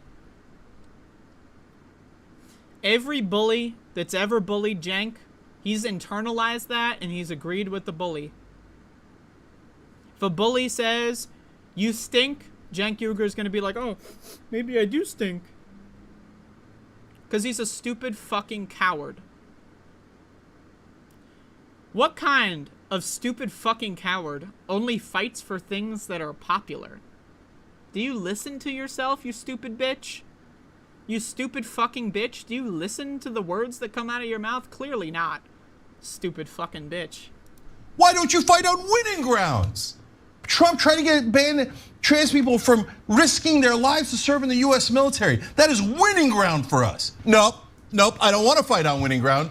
I want to be an idiot and go, which way ground does Tucker Carlson want me to fight on? I'll go fight on that ground. Please. Like, what the fuck is this guy talking about? Like, I'm serious. Like, did Cenk Uyghur get COVID and is he having like a fever dream? Like, what the fuck? What? Republicans set the agenda. So Republicans say something, and then that's the left's fault? Republicans say, the trans people are in sports. Oh my God! And then the left says, okay. And then Cenk Uyghur says, fuck you, idiot leftists. What? What? Again, National Socialism. Socialism for me and my group, and kill everyone else. Fuck them. Fuck them. I mean, hey, I don't think black people should be killed by the cops for being alive, but should they really have the right to vote? That's the same mentality. Hey, I mean, should black people, you know, be killed on sight? Probably not, but like, should they be allowed in baseball? I mean, look how big they are. That's the same argument. Separate, but equal. Hey, I don't hate everybody. Gay people are fine, you know, but as long as they're not near my kids, am I right, people? Up top, boo! That's what they're doing at the Young Turks pre-show meetings. They're high-fiving. Yeah, fuck the trannies. Woo! Woo! Yeah, fuck the trannies. Woo! That's them at their production meetings. Learn politics. Otherwise, get off of Twitter and do something productive with your lives. Become a plumber or something, or Oh, right, yeah, become a plumber. Oh, you're fighting for trans rights? That's a waste of fucking time. Go be a plumber. Are you talking to a mirror, bro? dentist. Do something useful. Thanks for watching the Young. Are you doing, like, what? So I'm sorry, man. Fuck these guys. If you enable the Young Turks, you are the same motherfuckers that when the Gestapo would march through the streets and round up Jewish people, you would run and hide. Oh, I'm not going to stand in solidarity with people that are being discriminated against. I'm going to run away. Hey, when you really think about it, it's the Jewish people's fault. They shouldn't have taken so much money or whatever the fuck other conspiracy theory. When you really think about it, it's the gay people's fault that there was a genocide during the AIDS crisis. It's really their fault. It's not Ronald Reagan's fault. It's not everyone else's fault for ignoring them. No. It's the gay. You shouldn't have been gay, guys. Man, come on. Should have all gone to been a plumber, bro.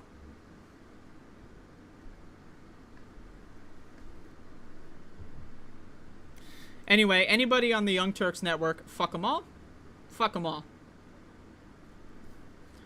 I don't give a shit how many times they say, yeah, you know, trans people, yeah, I mean, they're okay, I guess, you know, I like trans people. So anyway, keep paying Cenk Uygur to access my show where I talk about, yeah, trans people are all right. Fuck them all.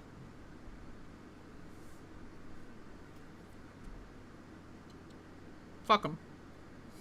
I don't even know, like, let me just look up their website. Do they have a list of their shows? Maybe we'll just, like, fuck them. How many people are on this fucking network? I don't even know anymore. Alright, they got a shows page. Alright, Damage Report. Fuck them. Indisputable. Fuck them. The Watch List. Fuck them. Unbossed. Yeah, okay, Nina Turner. You're unbossed. Fuck them. Who else is on here? Alright, there you go. Fuck them all. Bunch of garbage. Where's the solidarity? There is none. Go fuck yourselves.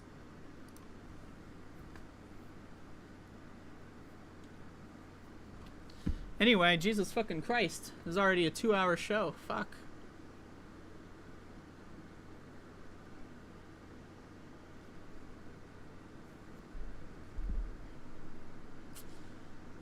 So anyway. I got more. I got more, I know, right? Like, you thought the show was over, but hold the fucking phone.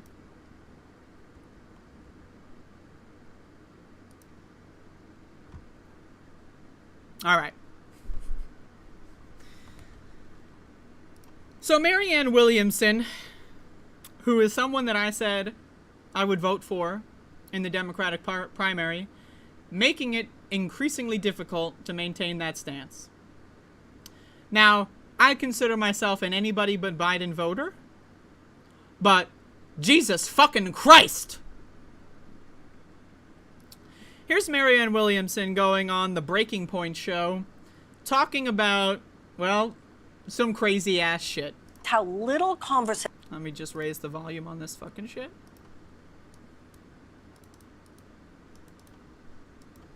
Was even allowed about treatment, whether it was ivermectin or hydrochloroquine. So now I just want to say, these are the same people that pretend that the pandemic is over. You watch Breaking Points, you watch fucking Crystal Kyle and Friends, you watch any of these shows, they all talk about COVID in the past tense. It's over. The pandemic's over. We're not allowed to talk about how the pandemic is still going on. That is a fucking fact! Meanwhile, everyone on Fox News, by the way, the largest cable news channel, they were talking about hydroxychloroquine and ivermectin all day long. So the largest cable news channel in the country is talking about it nonstop. Marianne Williamson is like, well, no one was allowed. No one's allowed to talk to. Meanwhile, the pandemic is still going on, and they're all talking about it in the past tense. So I just want to say this. Marianne Williamson, go fuck yourself. You stupid fucking bitch. Let's keep going. I would notice that friends of mine would say, oh, you know, my doctor gave me ivermectin, or my doctor gave me hydrochloroquine. So I realized there was That's called medical malpractice, by the way. So report the doctors. This kind of elite America that was having one conversation while the CDC and the administrations were both using the media to focus us on this idea. No, it's got to be just a vaccine.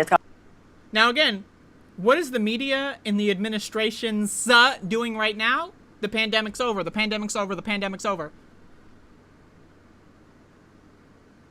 So, you ever see these so-called anti-establishment guys? Right? The media, man, they're like, right, man? It's like, man, they're lying to us, man. They're like lying to us, bro. It's like the media, but when they told us the pandemic was over, it's true. It's true. When they told us that it was the vaccine, man, it's like, whoa, like, what if it's not real, man? Whoa, cool, like, surf's up, bro. When they tell us it's over, oh, hey, it's all over, everyone. Woohoo! The media said so. When Joe Biden declares victory, hey, yippee, woo!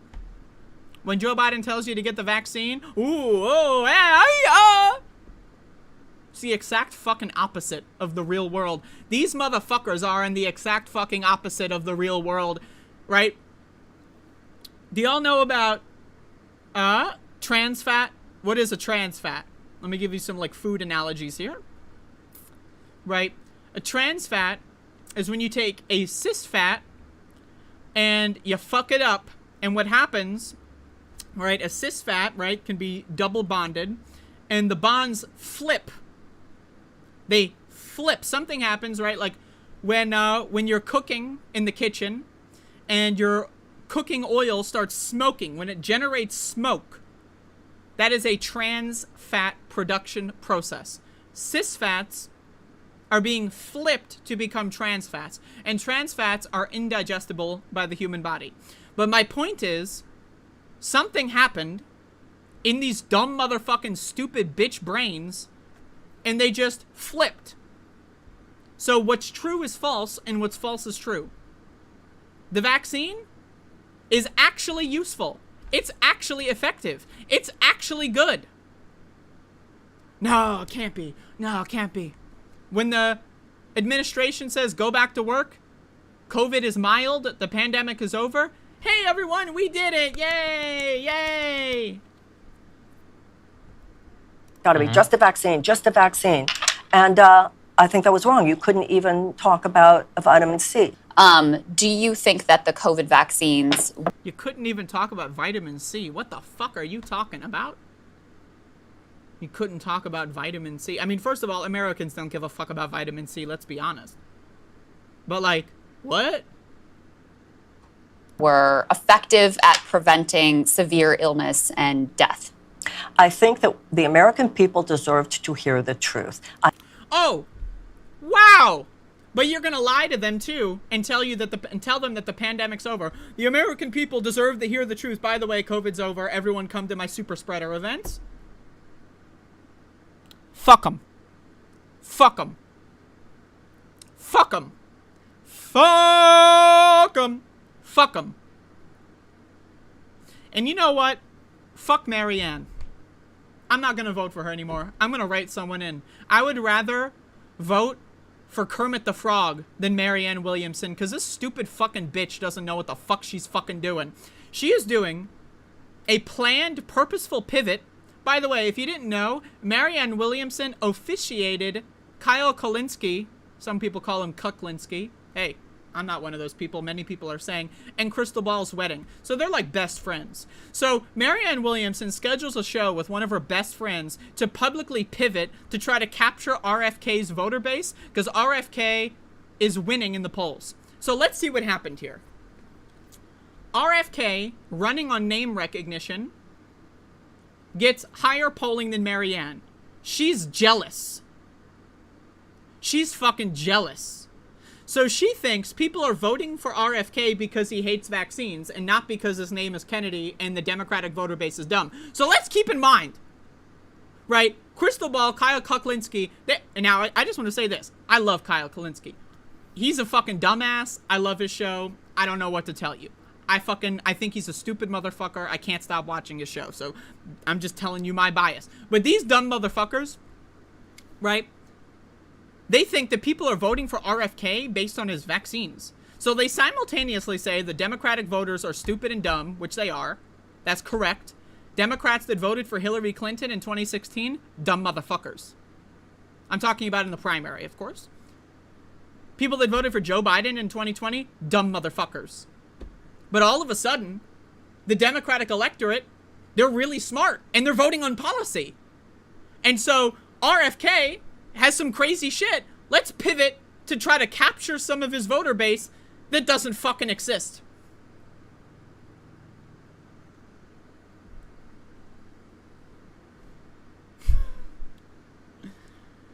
And that is strategical thinking that tells you that this bitch is dead on arrival. To even have that thought that, oh, people are voting, or like, they're not even voting, right? No one's voting. Someone calls someone on the phone. Who do you want for president? Joe Biden, Marianne Williamson, Robert Kennedy? Oh, Kennedy. Yeah, Kennedy, sure. And then they hang up. And Marianne's like, ooh, well, let me pivot to the anti-vaxxers. These bitches are fucking dumb. Now, Sagar hasn't even opened his mouth, right? But that is also a dumb bitch. I just want to say, get that out there, okay? I just want to get that out there. Sagar, also a dumb bitch. But let's keep going. I think there's a very good argument for the fact that they did. I do believe that, but I also believe that there were risks that the government and governmental agencies knew about, and they did not trust the American people to make that decision for themselves. And these were scientists who were mothers, who back when I was living in Los Angeles particularly, were saying, why is it that so many more of these chemicals are in ours, that there's so much more bundling compared to people in Europe? Why is it that we're taking these vaccines so close together compared?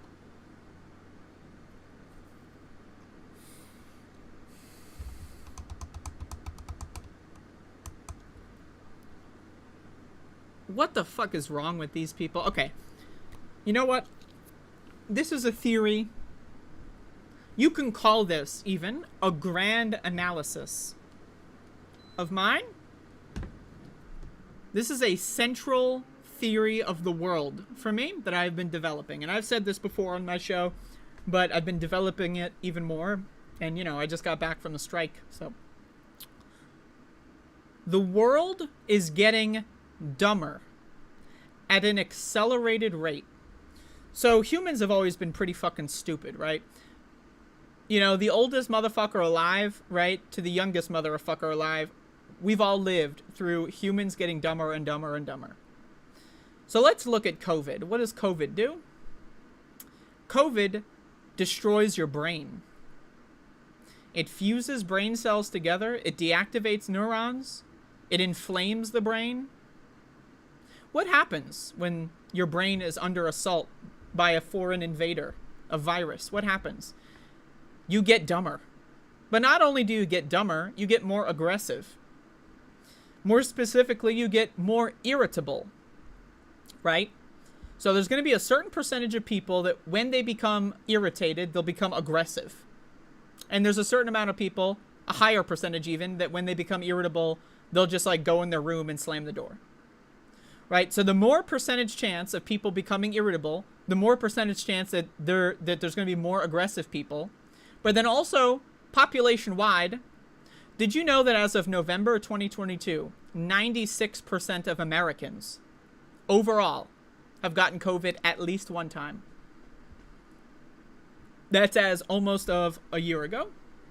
Now, I have never gotten COVID, so I just want to say this. To my knowledge, right? Who knows? Maybe I've had an asymptomatic case. It's possible. But when nearly one, and that is almost a year ago. So if it was 96% almost a year ago, that's the floor. It has to be higher. So when everyone gets a virus that we know for a fact destroys your brain, what does that lead to? The mass dumbing down of society. Everyone is dumber, except for me, because I haven't gotten COVID yet. I've been locked down, if you will, for several years now, and I'm watching the world through the window, and goddamn!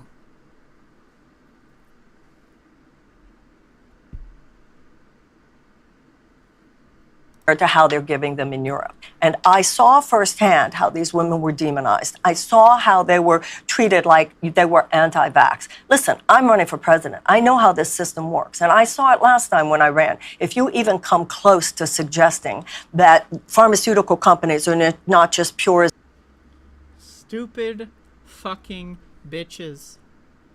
I need you all to understand COVID, whether you like it or not, is the biggest event of your lifetime as of this moment. COVID has permanently changed for the worse your body's ability to fight back invaders such as other viruses, your immune system is compromised. There have been multiple reports that have said COVID damages your T cells similar to HIV. COVID damages your brain. COVID damages your liver. COVID damages your lungs. When your lungs are damaged, you're getting less oxygen. When you're getting less oxygen into your brain on a consistent basis, hey, your brain's not going to be functioning properly anyway. You're eating junk food every day.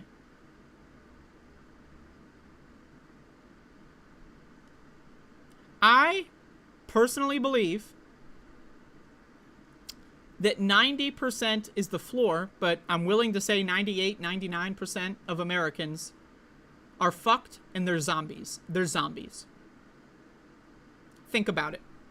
Okay, now we're going to get a little out of the box here, and I admit we're going to get a little out of the box here. Okay, think about it. What is a zombie? What are you thinking about? You're thinking about Night of the Living Dead, classic movie. You're thinking about what?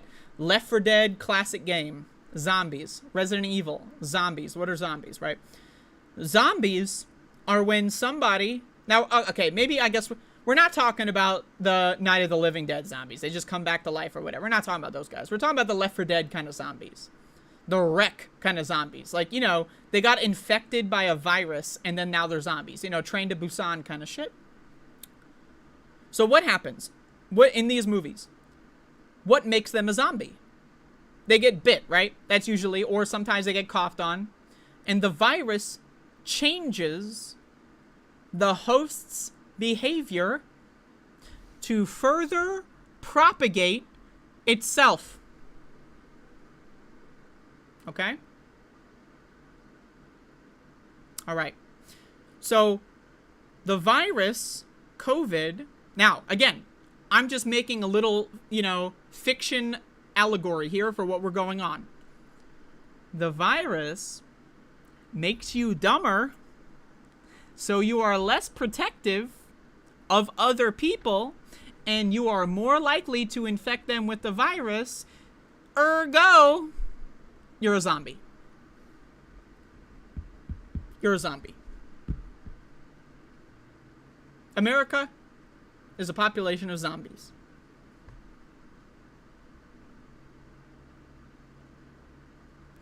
Now, the reason why I think that this pivot that she's doing is so ridiculously stupid is because she's giving undue credence to people that are dumb as fuck. Dumb as fuck. And she's trying to audience capture people. She's trying to capture voters that don't exist. No one is voting for... Maybe some people. But when people are being polled on RFK, they're not answering the question, yeah, I like him because he hates vaccines, right? So her doing this, like, both sides thing is dumb-ass motherfucking bullshit. And the real story is that COVID was covered up by the government. COVID was not mild. They lied to you. They lied to you. They told you COVID was mild. Who's they? The CDC. Your mom. Your coworkers. Your friends at school. They all told you that COVID was mild. One of us. COVID is mild. Come back to school. Go to Taylor Swift concerts. Go to the bar. Go to the restaurant. One of us. COVID is mild. That's the biggest fucking story of our lifetime. And these stupid fucks are so far away from it that they're in outer goddamn space.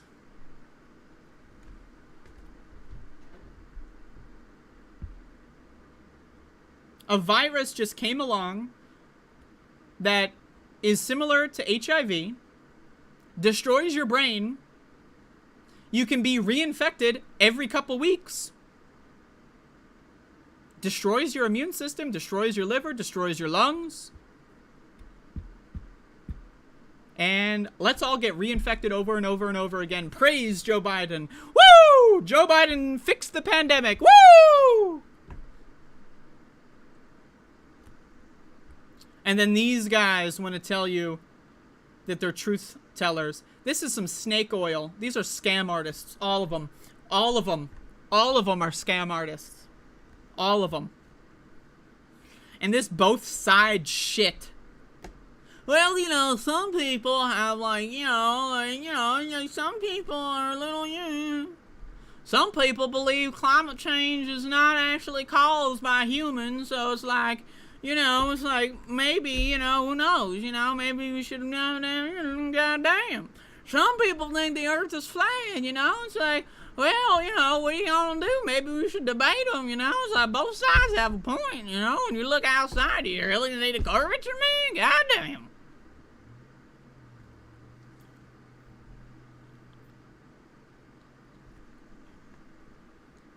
So fuck Marianne, I'm voting for Kermit the Frog. Yeah, actually, fuck Kermit the Frog, I'm voting for Gonzo. Gonzo for president, motherfucker.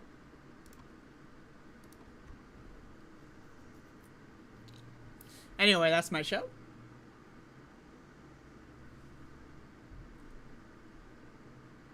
This episode seems unhinged. Well, I referenced the title. But yeah, I'm unhinged. That's correct.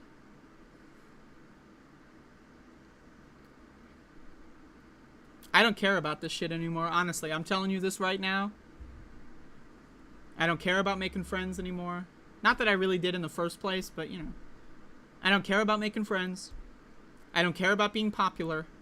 I will tell you what I think, and I will tell you the truth as I see it until I get banned. And that's my trajectory.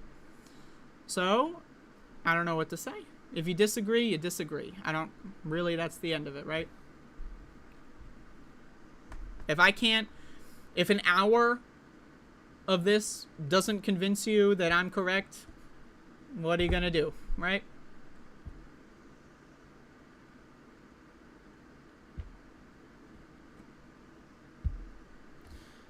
There's room for critique around the narrative around only vaccine therapy. Yeah, how about masks? And all these stupid motherfuckers that are the vaccine, they're also the same motherfuckers that throw away masks. The vaccine doesn't stop transmission. You know what does? Masks. Vaccinate, mask. That's how you fucking stop a pandemic. Motherfuckers half the country did step 1, vaccinate, and then they jumped into the pool without the mask on and then are surprised that they're all wet. Stupid motherfuckers. Stupid motherfuckers, America.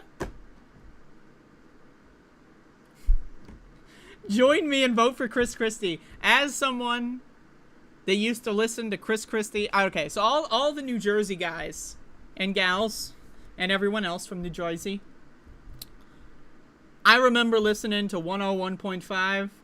If you know what it is, you know what it is. If you don't, go fuck yourself. And Chris Christie, this is when I was young. This is when I was a kid, on the way to school, that kind of stuff, whatever. And Chris Christie would do regular interviews on 101.5. And he would, he had this segment where he would do food reviews. Man, oh man, I'm telling you, that's a good idea. I'm gonna vote for Chris Christie, man. Fuck it. I'm a Republican. Fuck it, let's do it. Chris Christie it is. Goddamn, man. Because I didn't, I'm a kid. I don't really know much about politics. I don't know how old I was at the time, but all I know is that's the government and he's talking about Wawa. Hell yeah, bro.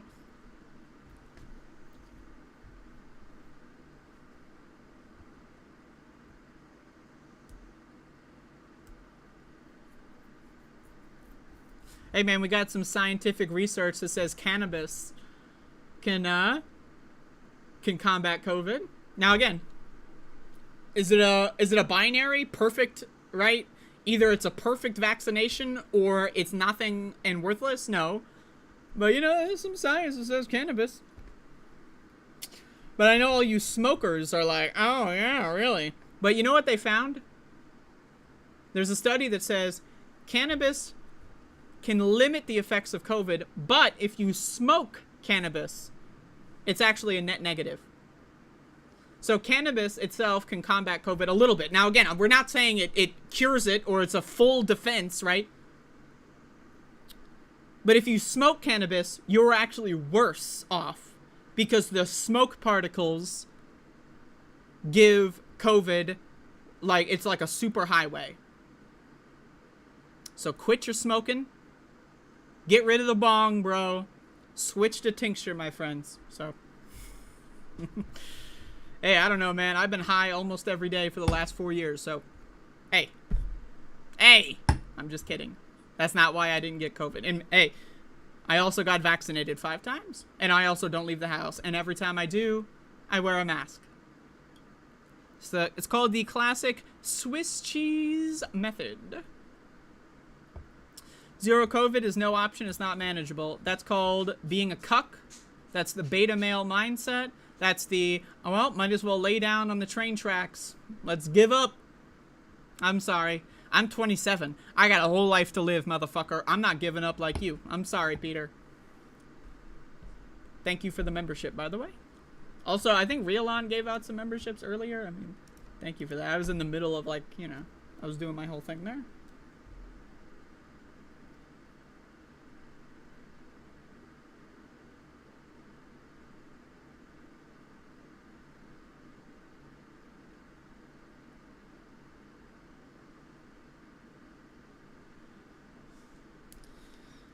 Anyway, I'm taking the weekend off, y'all. I'm going to think about making a schedule change. So, a lot of people have liked the last couple of videos I've done. I personally think that the last 2 videos I did, the one on religion and the one on fat phobia, I think they're really good. I think they're really nuanced, and I think people can learn something from them, and that's a format that I'm going to be playing with more. So, add that to the rotation. Why am I mean to people who watch your show? Why? I always fuck up the pronouns. Why are you mean to people who watch your show and give you money? Well, it's tongue-in-cheek a little bit, you know. I'm not trying to be a bully. But I like to project that there is no audience capture on my show. So it's like it's a little bit of a branding exercise, you know. If someone in my chat says something stupid or something that I disagree with, I'm just going to call them out, right? Like, and it's like a training exercise because, right, like every other show on the internet deals with audience capture. Every other show on the internet, literally, like almost every single show is audience capture. Someone goes into their thing, they say something, they give them money, and they go, oh, well, maybe I won't critique. So to me, it's like, it's training a muscle, right? If someone who's a member says something I disagree with, I'm just going to say I disagree. And you know what? I'm not, you know, if you do get offended, I apologize. Like, I'm not trying to scare people away. I'm not trying to be too rude or anything, right? I'm just, you know, when I do my show and I'm amped up right now, I had 2 cups of coffee, you know, I was yelling and screaming for 2 hours, right? Like, I'm amped up. So, and I feel like I also want to foster healthy disagreement in my community, right? Like, so, I hope I answered that question. I gotta turn my AC back on, man. This shit's crazy. For those of you that don't know, I got this AC fixed up, but the remote is like really hard to use now. I'm trying to use this fucking remote. But completely duct taped and filtered air conditioner. I'm going all out, y'all. I'm staying in the forever lockdown. You're not gonna get me to go out there. Jesus.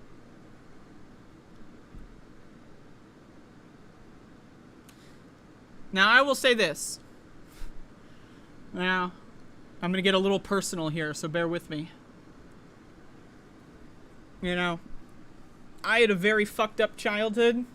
You know, could have been more fucked up, right?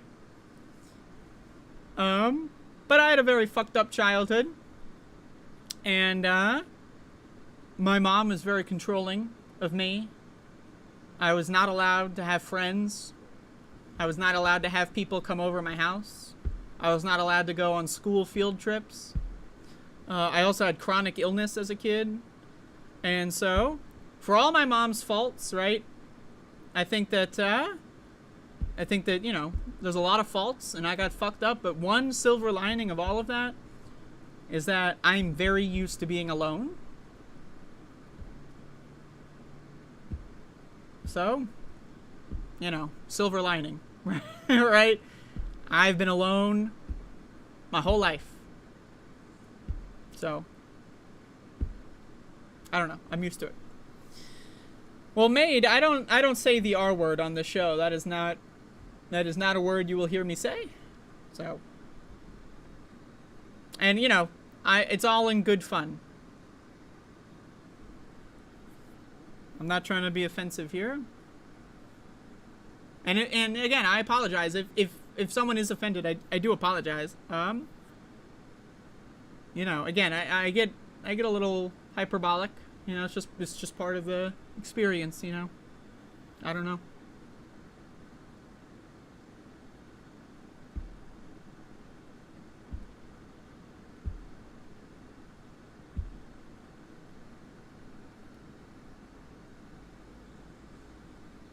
But man, oh man, there is nothing better. One of my favorite combinations of words in all of the English language. Dumb motherfucker. I love it. Can't get enough. I can't get enough, man. I will just walk around the house and say dumb motherfucker just to entertain myself. But yeah.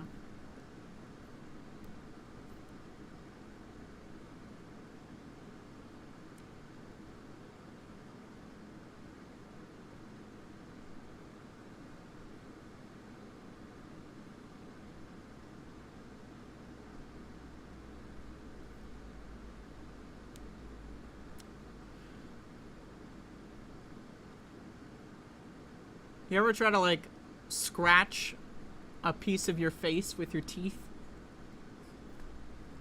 Do other people do this? I could, right? My hands are right here, right? But it's more entertaining to do that. That's just I don't know. It's more entertaining for me. And then you ever scratch yourself with your tongue?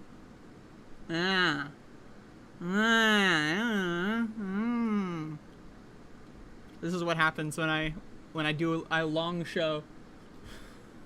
When we blow through the fucking time clock, this is what happens.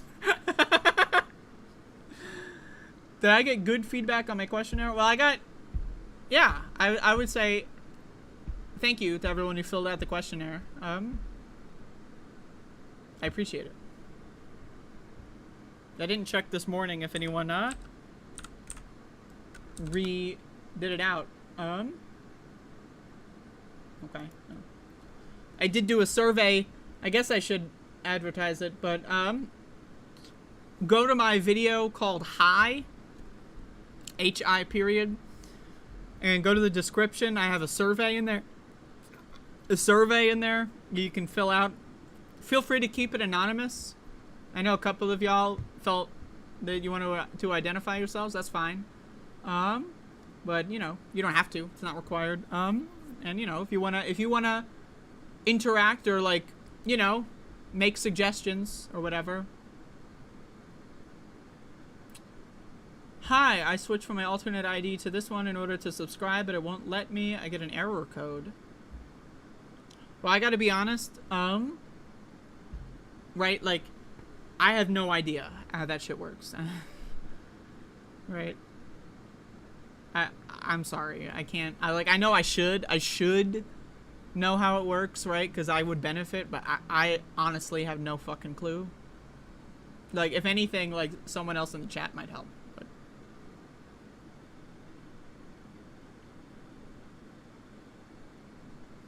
yeah, well, Brooke, I disagree with that quote. I am not dumb. Everyone's dumb but me.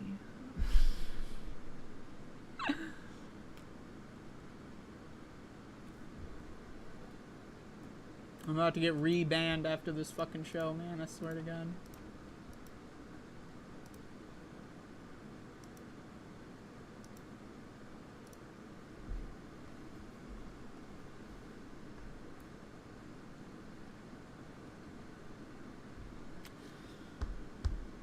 So anyway, real quick, Q-cock. Lightning round. Like, be quick, because I gotta pee here, and I'm starting to get hungry, and I'm a little thirsty, because I've only had 2 cups of coffee for the last 3 hours. I need some water, so gotta be quick. I'm not fucking around here, so if you take too long to type, go fuck yourself. Go fuck yourself. Questions, comments, or concerns? Maybe people don't know what Q-cock means. I should. I guess we do have some more new people in here. So like Q-cock, questions, queries, even if you will. Queries. Emphasis on queer. That's what I'm going to start calling our community. The queries.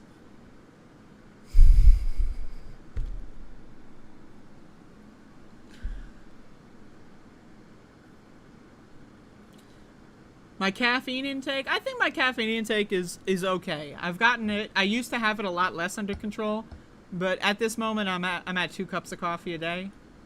I'd like to bring it down, you know, but I've been in the process. I used to be like 3, sometimes 4 cups of coffee per day. But now I stick to 2 as my absolute limit.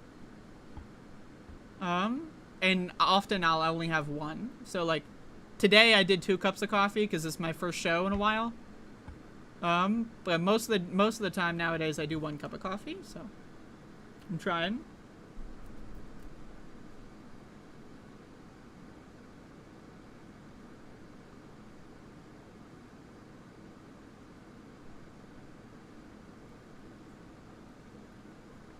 How do we transcend from being keyboard pluckers?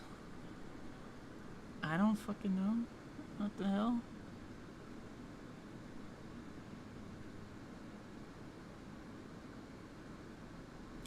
The survey is in the description of my video entitled Hi. Now, I could just post it as a link, but I only want motherfuckers filling out my goddamn survey if they really care, right? So I'm making you go do the extra work because that's proof that you care. Yeah, that's right. Yeah. Coffee is better. Yeah, I used to be addicted to energy drinks. This is a fun thing that you guys may not know about me, but I didn't try any drugs until I was 21 years old. Not a single one. Now, I've had caffeine in Coca-Cola before and like Mountain Dew, right? But like, I didn't have coffee, marijuana, alcohol, any other drugs until I was 21 years old. So, but when I did get addicted to caffeine, I got addicted to energy drinks, and it was really, really bad for a long time. And then I switched to coffee. And I drink my coffee, to answer the other question, I drink my coffee black. No cream, no sugar. Sugar is the devil. And cream, I personally don't get it. Like, if you're drinking coffee, drink the coffee. You know, if you want a donut, eat a donut. You know what I mean? Like, I don't know.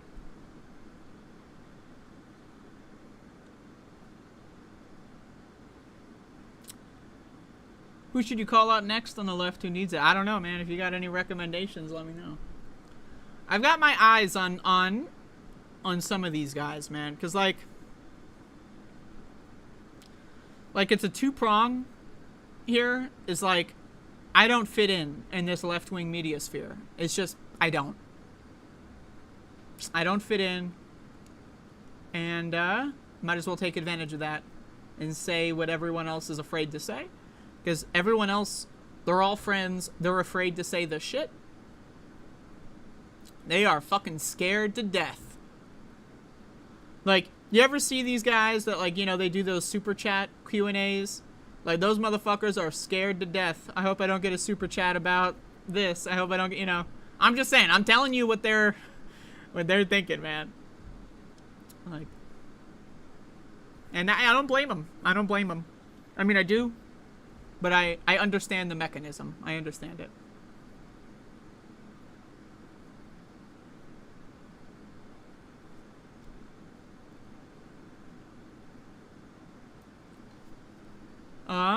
and again, I say everything not to cancel somebody for the rest of their lives, but because I'm sick of this shit, this garbage, this rightward shift everywhere, this rightward shift, and I'm having a leftward shift, right? You know, my life, you start where you start, right? But my life, I get further and further and further radicalized with every day that I interact with Americans. And honestly, I feel like, and maybe, and again, right? Maybe I am being a little pretentious, but bear with me, right? But I don't know, man. I feel like a lot of people have stagnated in ways that I don't know. And I'm not going to name names or anything, but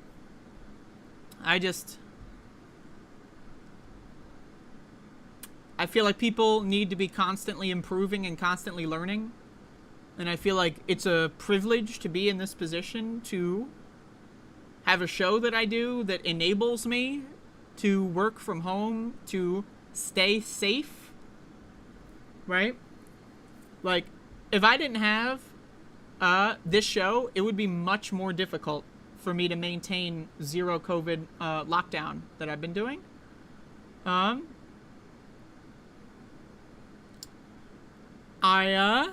So I'm privileged as fuck, and I want to use that privilege to help as many people as I can, right? Like, I have the ability and the free time to read books more than the average person, to watch documentaries more than the average person, to do research, to read science studies and articles and research papers, and I have that opportunity to do that more than most people.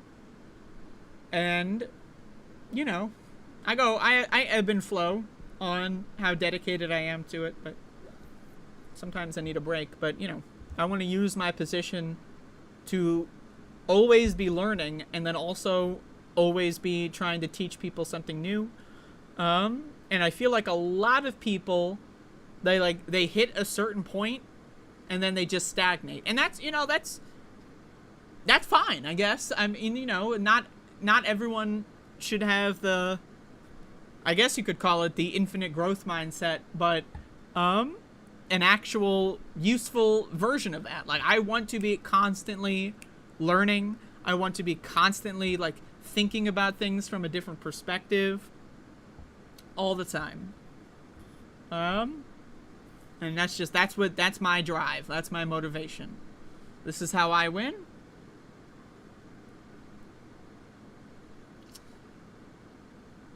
I've got a genuine question. Is it morally wrong for me to make a video game featuring a trans woman of color protagonist if I'm a white trans woman? No, not at all. Though, that said, I would suggest to, reach out to people and try to, get some perspective on it, right? Because it's like, if you're doing it all solo, right? Either way, you're good, right? Like, don't worry about it too much. But if you do want to be extra careful to make sure your art is accurate, right? Because if the goal of making the protagonist the trans woman of color is to show that perspective, right? Then I would suggest interviewing people or trying to get someone as as a consultant, that kind of thing. That would be something I recommend. But either way, if that's something you don't feel like you can do or whatever, I mean, I still think you're fine. I don't know. I think it's a little, I think some people take that kind of stuff a little too seriously. Like, it's good to take it seriously, but I still, I think some people get carried away with that kind of stuff. But yeah, I would recommend trying to get as many people to consult as possible.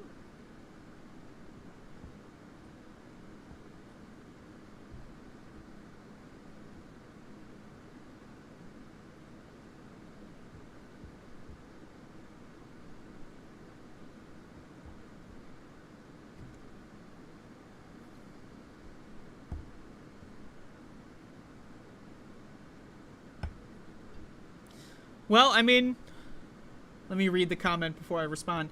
You generally come from it in good faith arguments, really, or not trying to be mean or anything like that. Just trying to make them see sense on this rightward drift, IMO. Well, I will say, sometimes, including today, I'm going to be honest. I am trying to be mean. Like, I'm going to be honest with you. Like, today, yeah, I'm trying to be mean. Fuck them.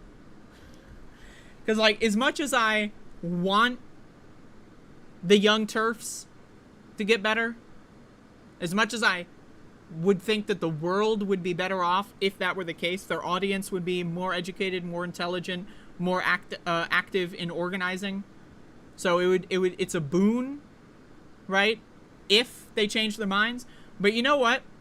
This kumbaya patty cake thing clearly is not working. This whole, like, I'm going to go on my show on the TYT network and say, well, I disagree. Yeah, like, so thank you for paying Cenk Uygur to watch my show. And just so you know, I do disagree with Cenk. And I told him, I texted him, said, hey, man, that's not cool.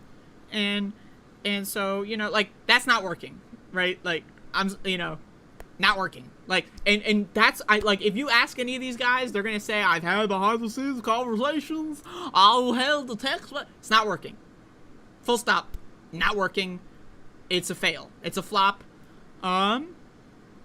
It's just not working. So you need a different strategy, you know? Like, if Anna Kasparian and Cenk Uygur, like, did a whole video and, like, said, like, fuck, you know, I took mushrooms, I took, like, 10 grams of mushrooms, and my ego died, and then I came back to the world and realized, oh, fuck, I'm on the wrong path, and hey, get these motherfuckers some psychedelics, you know what I'm saying? Like, if you want to help these guys, get Cenk, get Anna, get Marianne, give them a shitload of mushrooms, and then tell them what the fuck they're doing wrong. That's my suggestion, but I can't do that. I'm not in that position. So, my position, where I'm at, my place in the machinations of whatever the fuck, I'm gonna yell at these motherfuckers, so.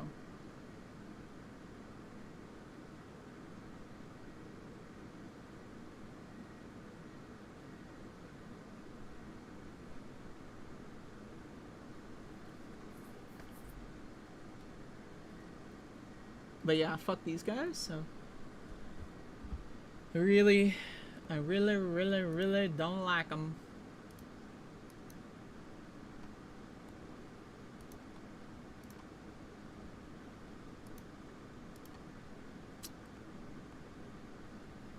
But, yeah, I'm just kind of like, I'm just chilling, I guess, so.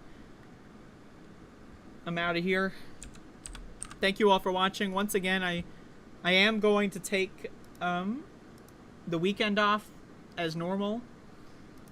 Somebody in my survey suggested that I could do maybe 3 shows of this a week, and then on my off days do a different style of video like the ones I've been doing, or even go even further and do other stuff. I may do that. It's possible. It is a, you know, I'm open to it. You know, but we'll see. I'm in like a little bit of a flux mode. I'm kind of just rethinking things a little bit. And this is something that I want to say that I recommend to everybody, right? Like, every couple weeks, months, whatever, like, you should just, like, take a day, right? Get a notepad with you, use your phone, whatever, and write down everything you do. Right? Just be aware. Kind of like learn about yourself, learn about the habits you've accrued over the last couple of months, things that like, and just take stock, take awareness, and have an analysis of what you're doing. And I try to do that at least like 4 or 5 times a year. I try to have like just a couple days where I'm like, what the fuck am I doing with my life? And so I'm kind of going through that at this moment. But anyway, I'm gonna turn the show off.